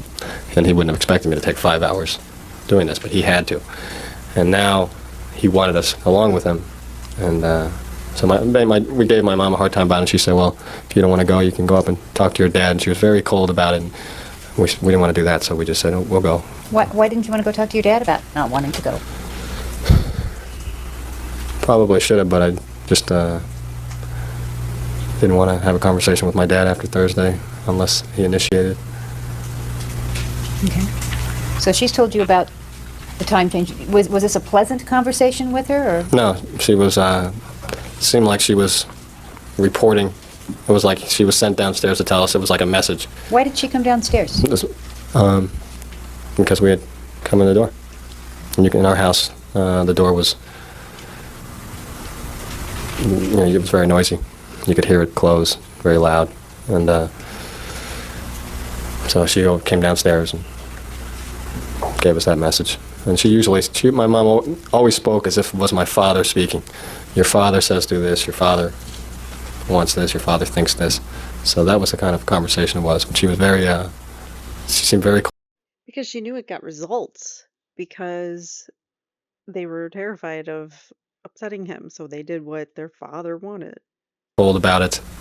And I couldn't even believe that she would think that I would agree to go on the trip, because it just seemed so completely out of, we had this major crisis in the family, and she was wanting me to go on a fishing trip.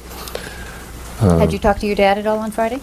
Because they don't want to talk about the bad stuff. They just want to ignore it and keep moving forward.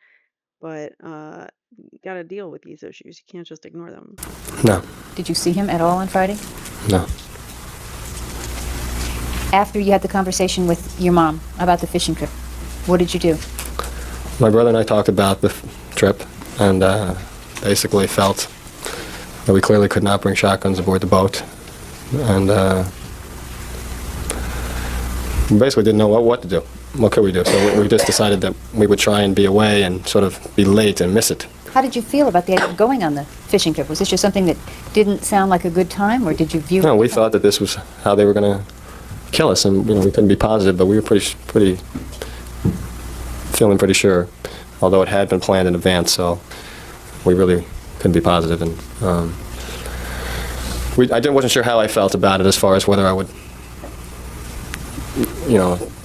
say that we just weren't going and demand that we weren't, say we weren't going if the time came, or what. And we didn't think that there was anything we really could do. Again, we didn't want to bring it to a head with my dad. I didn't want to let him know that I wasn't, that I was going to cause problems. I was trying to be low key and Were you wait. feeling low key at that time? No, that was a bad night. We wanted to stay he wanted to stay with me in my guest house, and I told him, no, that's going to look bad. Just stay in your guest house, and let's try to make it seem like, You said stay in your guest house. you stay in your room, and I'll stay in the guest house. And we'll try to make it seem like there's nothing, we're not that concerned about the fishing trip, and maybe we can find a way to just miss it. Why did you want to look like you weren't concerned about it? What did you think was going to, how was that going to help?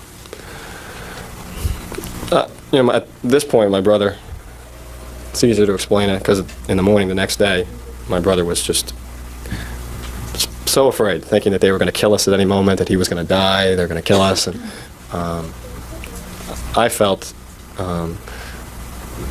less and less in control of my own situation with regards to it, and feeling like Erik was going to do something, say something, and that was going to bring it to a confrontation, or they were just going to get. I just felt like if we brought it to a head, my dad was going to say, if he hadn't made the decision, he was going to say, we have to do it.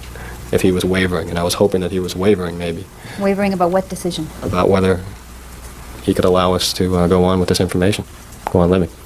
And I felt like I didn't know how much time it would take my dad to arrange something if he had decided. I didn't know if he had decided.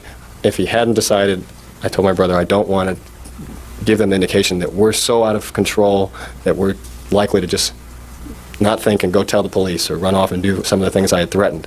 I was hoping to give my dad the idea that maybe I had changed my mind or something like that, although I wasn't going to go to him and say that. Why couldn't you go to him and say that?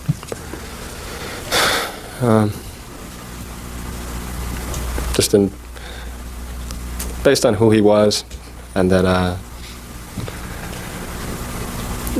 that was just play right into their hands. I felt that I would go and I would say, Dad, I changed my mind. What I would have to do was say I'm going to abandon my brother. So I was never going to do that. But if I wanted to do it to buy time, my dad's likely answer is, great, I'm glad you changed your mind, and kill him anyway. And so it just, unless my dad initiated the conversation, and then maybe I could think he was sincere, I wasn't just going to go to him and then have him lie to me. And because he had said that that's what he would do in that Chinese Revolution thing. And What do you mean? the Chinese revolt, where the students were revolting, I remember my dad saying that the Chinese leaders were screwing up with the tanks and so on, and they should just acquiesce, give in to the demands, let it calm down, and assassinate all the student leaders, and the problem would go away. And instead they were causing this big national scene on TV. And that's the way my dad thought. Didn't like messy problems, liked things simple. And so that's one of the reasons, basically the reason I didn't want to initiate a conversation myself, although we were very much hoping that they would do something. All right, let's take a recess, ladies and gentlemen. We'll resume at 10 minutes after the hour. Don't discuss this case with anyone. And that is a perfect spot to stop.